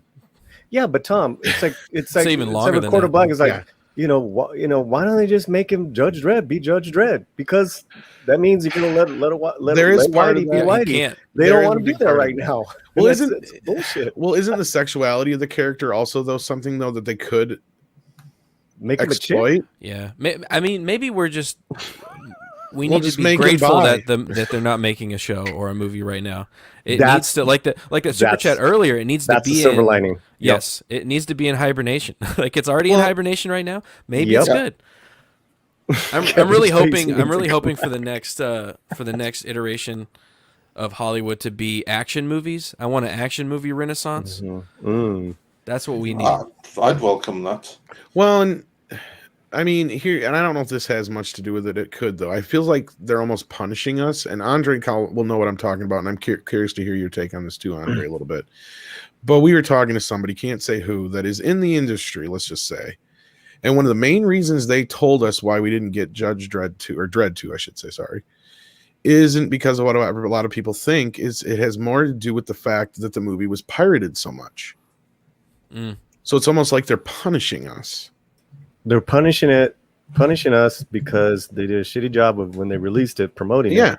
Then we made it a cult hit, but they didn't make money off that. So they're gonna punish. Yeah. God, I hate all this. Yep.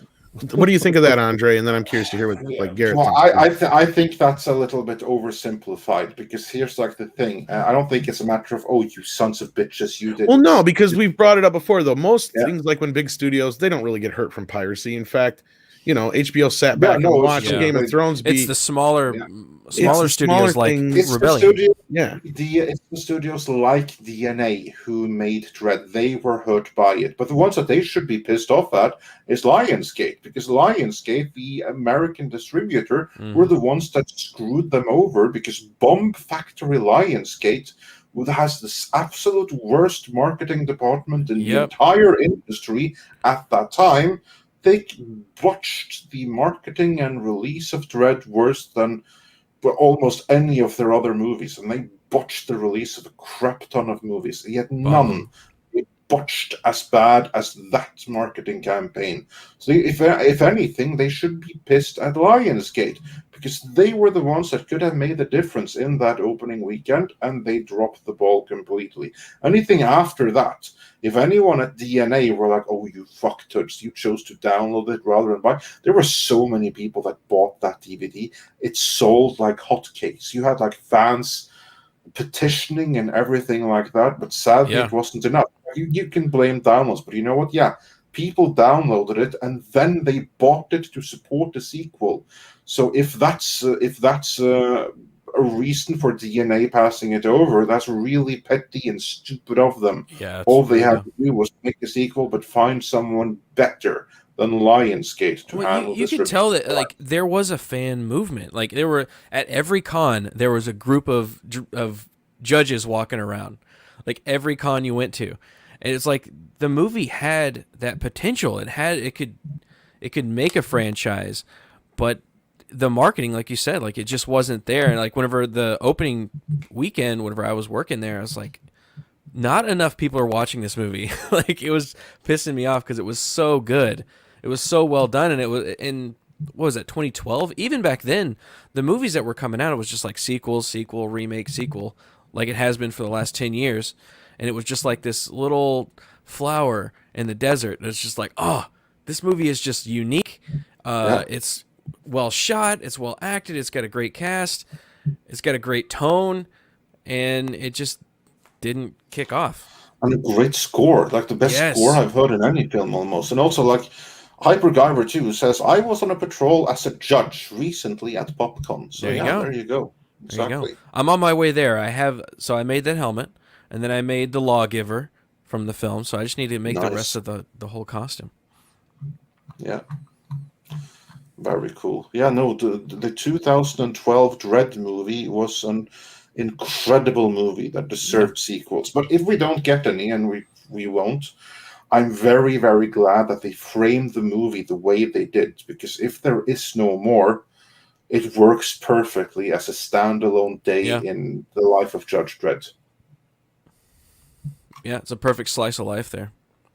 Yeah. So, lesson to everyone. Like, don't start a trilogy you don't know that you're going to follow through on. Take a note from Dredd. Like, that's what movies like The Punisher and everything should do as well. Even a future Conan movie, like just one day in the life of. And then if everything lines up so you can do more. If not, then, at least we get one great movie. Yeah. I mean, really quick, Urban. You're saying Urban left the project? Is that correct? He's not attached to the TV series, which is not going to happen because it's still one idea. So yeah, he was theirs to lose, and they lost him. Really? Yeah. I mean, he's bigger than ever now. Yeah, he's bigger than ever. And Dredd is his favorite role by far. If there's any role that he'll like walk through fire and water for, it's that. I mean, I remember that, like there's like a recording of a footage from a convention where a fan asked him, like, okay, between Lord of the Rings and Cena, between those two specifically, which one of those two, Lord of the Rings and Cena, is your favorite? And he answered, Dread. Dread. Like, he never stops talking about how much he loves that movie. I have so much respect for him just because he kept his head in that helmet. You know, he did what the character needed to do, and that's what I love about Carl Urban, is he'll do stuff like that. Yeah, he didn't take it off after he kicked someone's ass, so he can see his face. Yeah, take it off. The Do you entire think his movie, wife is like that too? Stallone.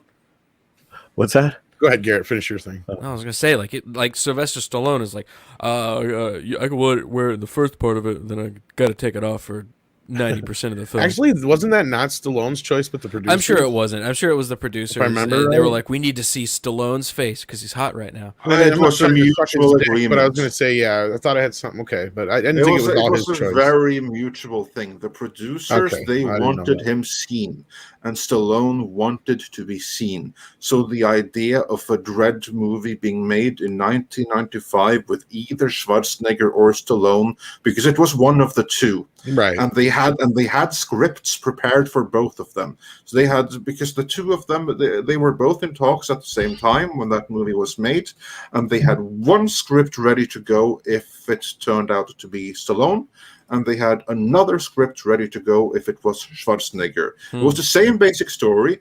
It was just different execution because they would tailor it to whoever got it. Like, for instance, Stallone, his character is a victim of circumstance, of the system and all of those things. So they had to make him the victim. That's a nice poster right there. Henry Cavill as Conan. That would be dream casting. Douglas strikes again. That'd be really good.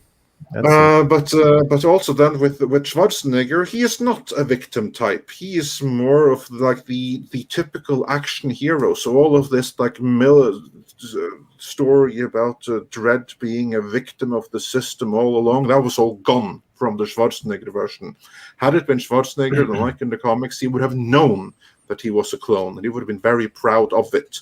And it would have been a complete revenge story with no discovery and mourning or anything like that. So I always like to think that the movie that we got with Stallone, all in all, probably Stallone would have been the better Dredd because he doesn't have the accent or anything. But a Judge Dredd starring Schwarzenegger would have been a better Judge Dredd movie, if that makes sense. You see, Stallone, the better Judge Dredd, but Schwarzenegger, the better surrounding Judge Dredd movie. Did we grab this one from Michael Miller? No, because it's brand new. Michael Miller says that I didn't think so. My mates are on patrol as a judge in South Africa's insurrection. Yeah, I understand it's pretty hot down there right now, and not just in the weather, so do take care of yourself. Yep, they're in Cuba. Oh, did I say that? Sorry. The one place the U.S. doesn't want immigrants from, apparently. And SDR Red Wolf says for $5, what storyline in 2000 AD / Judge Dredd magazine would fit into a movie? And where's Judge Hershey or Judge Benny? Well, they're not in any movie, and what storyline would fit into a movie? Oh, there's so many. But the first one that I would do is the whole expanded democracy storyline. That would be perfect. I don't know if you're familiar with it. I read the first 40 issues, and I got to the Moon City. Okay, the very, very early stuff. Yeah, those stories are not really representative of what came later. If you read the case files, then they don't really become good until the third case files, and the democracy storyline, I think, begins in the fifth case file. So that's way, way later. Yeah, I'm working my way through chronologically. Oh, nice. Oh, where are you now? So you're up to the Moonbase story? Yeah, I'm up to Moonbase. So all the good stories are still ahead of you. Yeah, it's really wacky early on. It's very wacky. It really, really is. It's he's got a robot butler and all this crazy stuff. It's weird. Yeah. And Namcos wonders, wasn't democracy after Necropolis? A main story, yes, but the setup is pre-Necropolis. In fact, the setup for the Democracy storyline is why Judge Dredd left Mega City 1 for Necropolis, because he actually quit as a judge in protest. So yeah, and these are also amazing storyline. Like this is now up to like Case Files 14 and stuff. But my God, you have a wild ride in front of you, and I'm so jealous much, yeah. for all the amazing stories you still have in front of you. We have to talk more about that. You have to come back for like some Judge Dredd talk when you get up with the storylines. Yeah, for sure. I'm loving them so far. I mean, even with their wackiness. Yeah. Just know that it only gets better.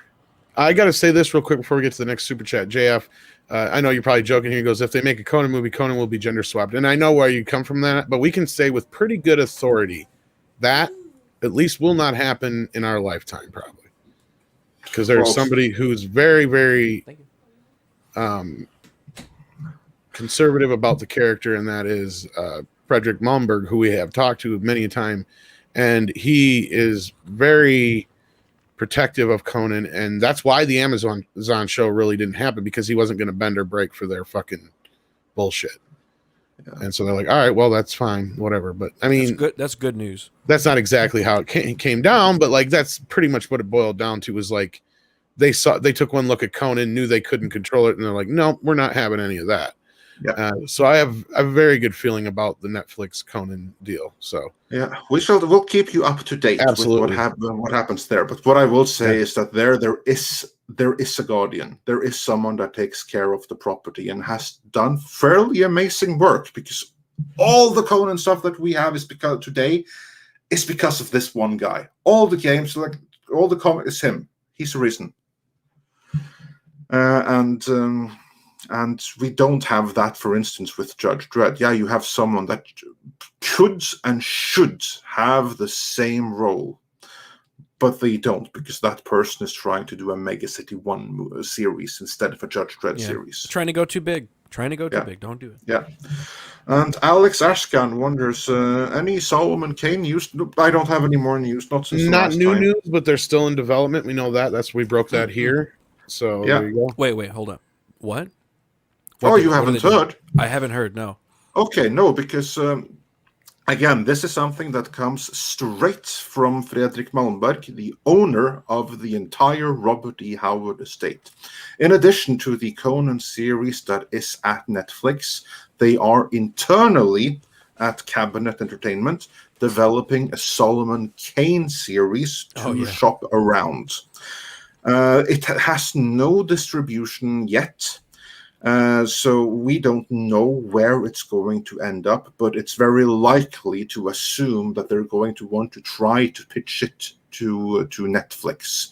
But I would anticipate that Netflix will want to wait and see how Conan works out for them first. So this is just my speculation here. I don't know, but I would speculate that we're not going to hear anything more solid about Solomon Kane until the Conan series is aggressively in production. Which that's does have a show difficult runner. one. I feel like it's going to be hard to make that now, because it's a white male.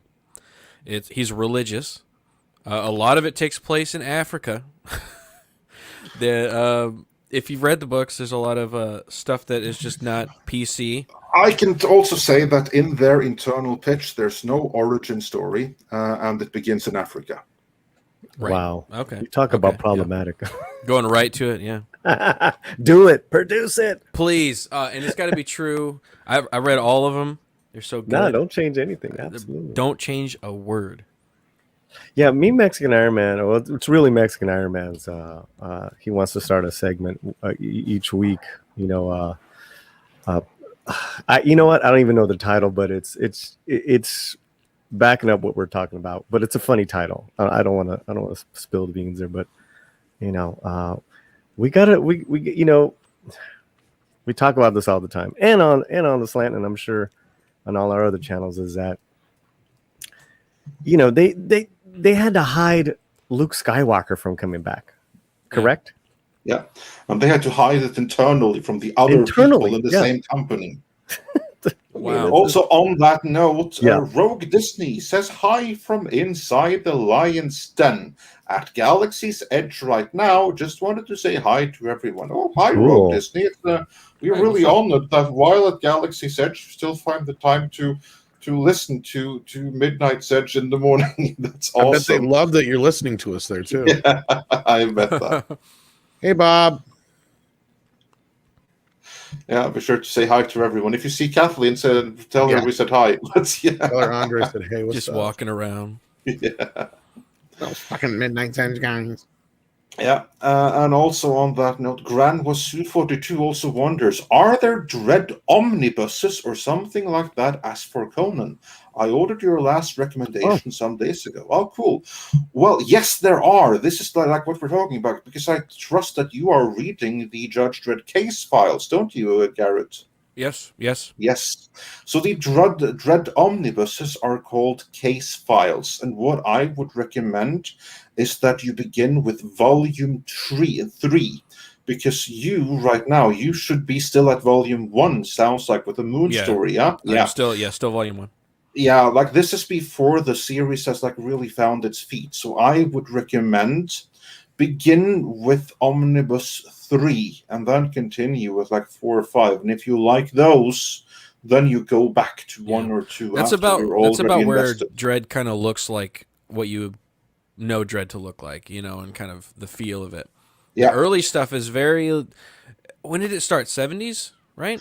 It started in 77, I think. Yeah, so it's very 70s feel, the futurism and that kind of stuff. It's kind of off the wall wacky stuff. It's a lot of fun. It's very funny, but it's not like the gritty, more action Dredd that you're kind of looking for. So yeah, I totally agree. You should probably start there. Yeah. So begin with like Case Files 3 or even number 5. Case Files 3 and Case Files 5 are both great jumping in points. So I would recommend that.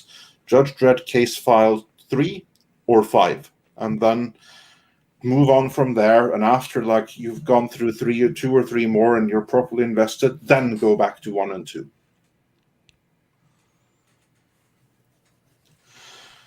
So yeah, that's my advice there. But of course, since you are enjoying the stories, again, you're still reading the stories in number 1 where they're like finding their feet. Yep. The great stuff is ahead, and you have some really cool stories already lined up for you in Case File number 2, because that's where you have the Judge Cal storyline and the Cursed Earth storyline. Both incredible classics. I'm looking forward to it because I'm It's already like loving it. Like I said, I'm already loving the early ones, but yeah, I'm waiting for it to get really. And those really 2 good. storylines are like the first 2 mega epic storylines, because the whole second case file is just those 2 stories. Wow. STR Red Wolf points out this is where the 2000 AD app is worth it. So yes, there's another possible recommendation for you there. Yeah, and you can get them digitally. And you get so much more with that too. Yeah. Tom, did you get a cut? Cut of what? Cut of that sales off that Superman 4K. Yeah. No, but there's actually a bit of a story. Amazon link going. No shit. I've been saying that for how long, Andre? I'm telling you, man. Andre, anyhow. This guy is owned by 4K, man. I'm telling you, he's making. Well, no, money. here's the sad part of that story. He does it completely for free because we don't get any cut of anything. I didn't get I didn't say we. I said him. It ain't even enough to get R&B's attention to be like, well, he said it one time, and then it's just like, I don't know, just I haven't heard back from him about it. But yeah, about being on his DVD show. But no, poor Six. I didn't get to tell her in time. You have to have a 4K Blu-ray player and a 4K TV to actually view a movie in 4K. So poor girl's got a fucking 4K Blu-ray on the way, or showed up in her house that she can't really technically watch. She can watch the Blu-ray that's with it probably, but so yeah. Now I'm gonna have to figure out how to get her a 4K TV. All right then. Well, that's the thing is I didn't get to tell her in time. I'm like, yeah, it's you got to have that. So that heads up. Yeah, I mean, folks. technically, you can watch a 4K on like a old CRT. Well, yeah, if you have a player, yes. You need that. You need that TV to really appreciate the But yeah, to The detail. be able to actually use it, yeah, you can get away with not having the TV as long as you have a player. That's true, Garrett. Yeah. And I think we missed one super chat. I think Numcos said for £5 British. I like the 90s Dread for visuals, Medways, Skedways, etc. 2012 Dread was better plot, costumes, and visually better inside the building. Yeah, I agree with that. Agree. I thought we 100%. got that one. That's my bad then. I thought I had it on screen and maybe we just I saw it on screen, but I don't recall reading it. That is probably my fault. Yeah. So No, yeah, I totally agree with that. Like, I like the aesthetics of Mega City in the '90s, Judge Dredd, but yeah, the plot of that movie was just not good. You know why? Why it was no good? No, because it was the best of the comics. They, as you will see later on, they took like 10 amazing storylines that would have made for 10 amazing movies, and they mixed and mashed them all together into one movie, kind of like a best of Dread that ended up being a worst of, and they ruined all those storylines in the process. It's a shame. Yeah, absolutely. You'll see some of those storylines already in the next case file. You'll start seeing some of the things that went into that movie. And Johnny Owen.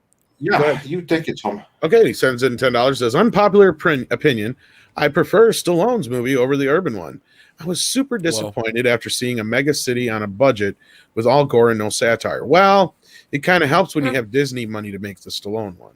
Yeah, actually, it did have some satire, but it was subtle satire. Yeah, it's very subtle. It was exactly, and to me, that's the best satire, not the in-your-face satire. Although I will say, like, one of the best pieces of satire, which I think aged better than the movie, is in that scene in the beginning where that stupid guy is hiding inside of like that machine, that robot that walks around the hallways and says, "Eat recycled food. Recycled food is good for the environment and okay for you." That was brilliant. I will give that to the 95 movie. But beyond that, the 2012 movie, it was subtle. It was more like you see all these people being gunned down in the mall. No one cares. It's just like a food court will reopen in half an hour. Yeah, it's an everyday occurrence. Exactly. And you see like the dehumanization. Now, that's the good kind of satire that was in that movie. And Gran Wasu 42 sends us €5. Oh, well, thank you. And says, take this as your cut. Quality recommendations are worth it these days. Well, thank you so much. Really appreciate that. They're needed. Yeah. And to answer House Atreides' question here, no, 4K will not play on a DVD player. You need something that is an actual 4K Blu-ray player to play it. But you don't need a 4K TV to actually watch it, but to actually get the benefit of the transfer, you do. So, like, if you have an Xbox One which will play 4K Blu-rays, you can watch it on your regular TV, and it'll come through looking pretty good in HD and all that kind of stuff, but you won't get the true 4K resolution and HDR and all that good stuff. So that's just all you got to take into consideration on that part. But yeah, no, you actually have to have a Blu-ray player or a to actually play it, or an Xbox One is another alternative. And I think the new PS5 will also play them as well, if I'm not mistaken. So Garrett, you remember in the 1995 movie, in the opening credits, for how you had like all of those Judge Dredd comic covers, right? There was a ton of them. Well, Script Doctor points out that all the storylines of the Dredd comics used in Judge Dredd were shown in the opening credits. Aha, clever. I hadn't thought about that, but yeah, obviously. Old Man Star Wars. Well, hello, Old Man Star Wars. Sends in £5. Yeah, it's pounds. Yeah. My first job at 10 years helped clean up my first job at 10 years old was to help clean up a local news agent's payment. Star Wars Weekly in 2000 AD, best payment ever. Well, there you go. That's nice. That's awesome. Oh, man. Very, very awesome. And also, Borg Pork says, what do you think about the song I Am the Law by Anthrax? It really got me hyped for everything Judge Dredd. Garrett, what do you think of the song I Am the Law by Anthrax? It's great. I didn't know it existed until I made the video, and one of my friends sent it to me. He was like, oh, you should use this in the video. But I was like, I don't want to get copyrighted. But then I listened to it. I was like, oh, yes. I didn't know it existed. But it's so good. It's so good. Yeah, it's cool. I like it too. And with that, we are fully caught up. And I think, we'll probably wrap things up here. Paulie, did you have anything going on that you wanted to plug real quick? Yeah. Just made the announcement today. We're gonna have the lead singer of Santana on the show next week, singing and performing live for a fundraiser we're doing on the Latino Slant. His name's Andy Vargas. He's a great guy. Check out the video they put up on Twitter and come be part of it. Latino Slant. And I'm gonna try to get him also on Midnight's Edge Espanol as well. Awesome. Very And cool. Garrett, anything you got going on in your bit of hiatus from your morning Yeah. gig, that little show, that little thing you do. The little show. Well, interesting that we talk about Dread here. On Thursday, I'm going to have Az from Heels versus Babyface. I know that kid. Yeah, that guy, little guy. He's going to be on my channel, and we're going to be talking about the 2012 Dread and that movie nice. and our love for it. So, we're going to kind of do this again. Fun. So, Very cool. and I'm almost at 13,000. So, if you Get if over you like there. this kind of stuff, I'm over there. Check out Garrett's channel. I remember we had a conversation about Ninja Turtles a That's little true. while back. And you do gaming and other stuff there, so Yep. do check it out, guys. I think you'll enjoy it. And thanks for having me on. It's It's been not. long awaited, and Yes. and it was fun. It was a lot of fun. Yes, it was great having you on. So we have to have you come on many, many more times. So you have a standing invitation. Well, it just so happens he has this pesky thing going on in the morning that I know. just keeps getting the fuck I know. away. Always And we've bugging. sat there for months and months. We're like, we'll get it. We'll make it happen sooner or later. We're exchanging emails, having emotional moments. Like maybe this week, Crying. maybe something bad will happen. No, I'm just kidding. And it worked eventually. No, I'm just kidding. So We hope Steven, hopefully a speedy recovery with everything, and he's hopefully back to normal and feeling better soon. Because I even listen in once in a while when I can. Until you guys flip over to the pay stuff, because I'm a cheap bastard. So you cheap bastard. No. Thanks, man. Thanks. Anytime I'm available, I will totally do it. all you got to do is say, "Hey Tom, where's my link?" Hey yo, send me the link, bro. Yeah. And if you have to, you can even get aggressive. I don't mind that. I like aggressive black men. Oh. It's not Not PC, really, bro. but I mean, I don't hate them, but not like them. Yeah, well, you walked right into that one, didn't you? It was a joke. Quarter black. Yo. Any quarter Latino at all in there? No. A lot of people think I am though. A lot of people. My kids, because I married a Latino. There you go. Oh, I integrated. Well, then you're invited, sir, to the Latino Slant anytime. That'll be my ticket. I'm like, I got Latino kids. Okay. Well, yeah. You're deemed legit. Speaking of that, You have the did you Latino happen wife. to listen to me taking the show off the rails yesterday, Andre? Oh, when you're talking. No, I did not. Well, yesterday as well. Not on Espanol. Yeah, man. Yeah, you have to stop taking things off rails. Hey, I learned some. Well, didn't really learn, No, but it was not off rails. It was very much within the world. I was speaking Spanish. Oh, okay. Well, that's all good and well. That's then. right on the rails, Tom. Yeah. Just sorta, remember, kinda. there's more Spanish and Latin food than taco. So, Sure. I talked about burritos. there's more than that as well. Quesadillas. No, I'm like Andre, just next because time, Andre please had bring up arepas. Next yeah, time, well, at just least, because you had paella yesterday, don't be putting down the taco. The taco is life, right? Yes. I love me some taco. I mean, there's Taco Friday here in Norway in just 2 days here, but I'm just saying there's more to it than tacos and burritos. Of course, there's quesadillas.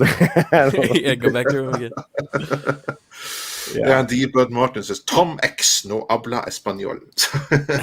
no, Tom X no habla, no puedo hablar. Yeah. And Krusty Moko, he speaks some truth here. So yeah, that's all good and well. Yeah, there you go. Yeah. I mean, real quick, your wife make any Latino dishes, Latin dishes? I mean, it just so happens that during this stream I ate some quesadillas. So yeah. Yes. Very nice. Yeah, my lady's a Portuguese Brazilian, so she makes great Frappo Verde. There's some interesting dishes. I used to work with a bunch of Brazilians. We worked in a call center, and they serviced South America, and they used to bring in all kinds of crazy dishes that I never tried before, but they're always good. Love food. Yeah.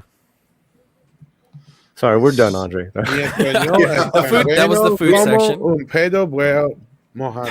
What? No, I think we need to make like a Midnight's Edge food truck here, or like taco truck or something. But in the meantime, I just want to say again, thanks to our esteemed guest, Quarter Black Garrett, for joining us today. It was a pleasure to have you on. I look forward to seeing your stream with us about Dread, one of my all-time favorite movies.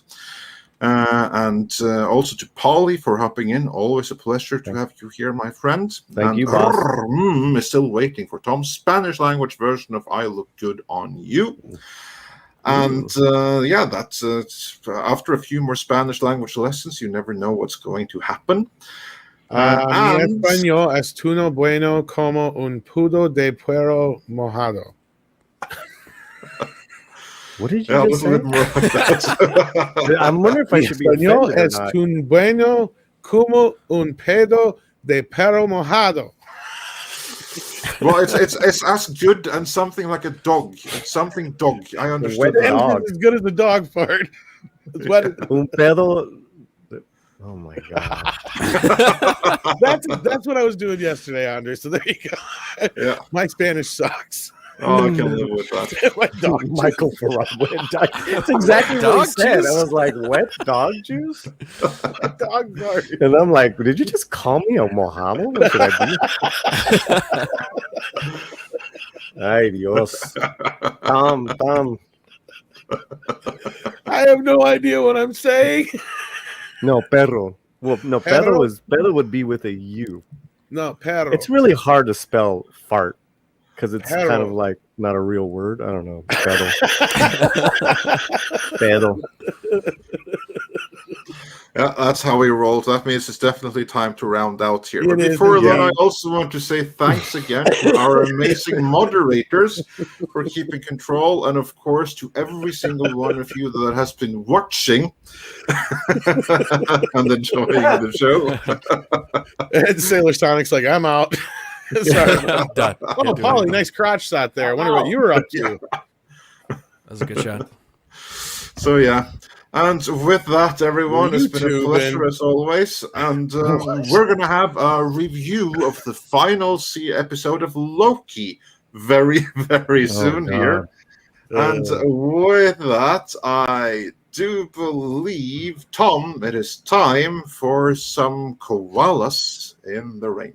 Koalas in the rain, koalas in the rain, no fucks given, koalas in the rain.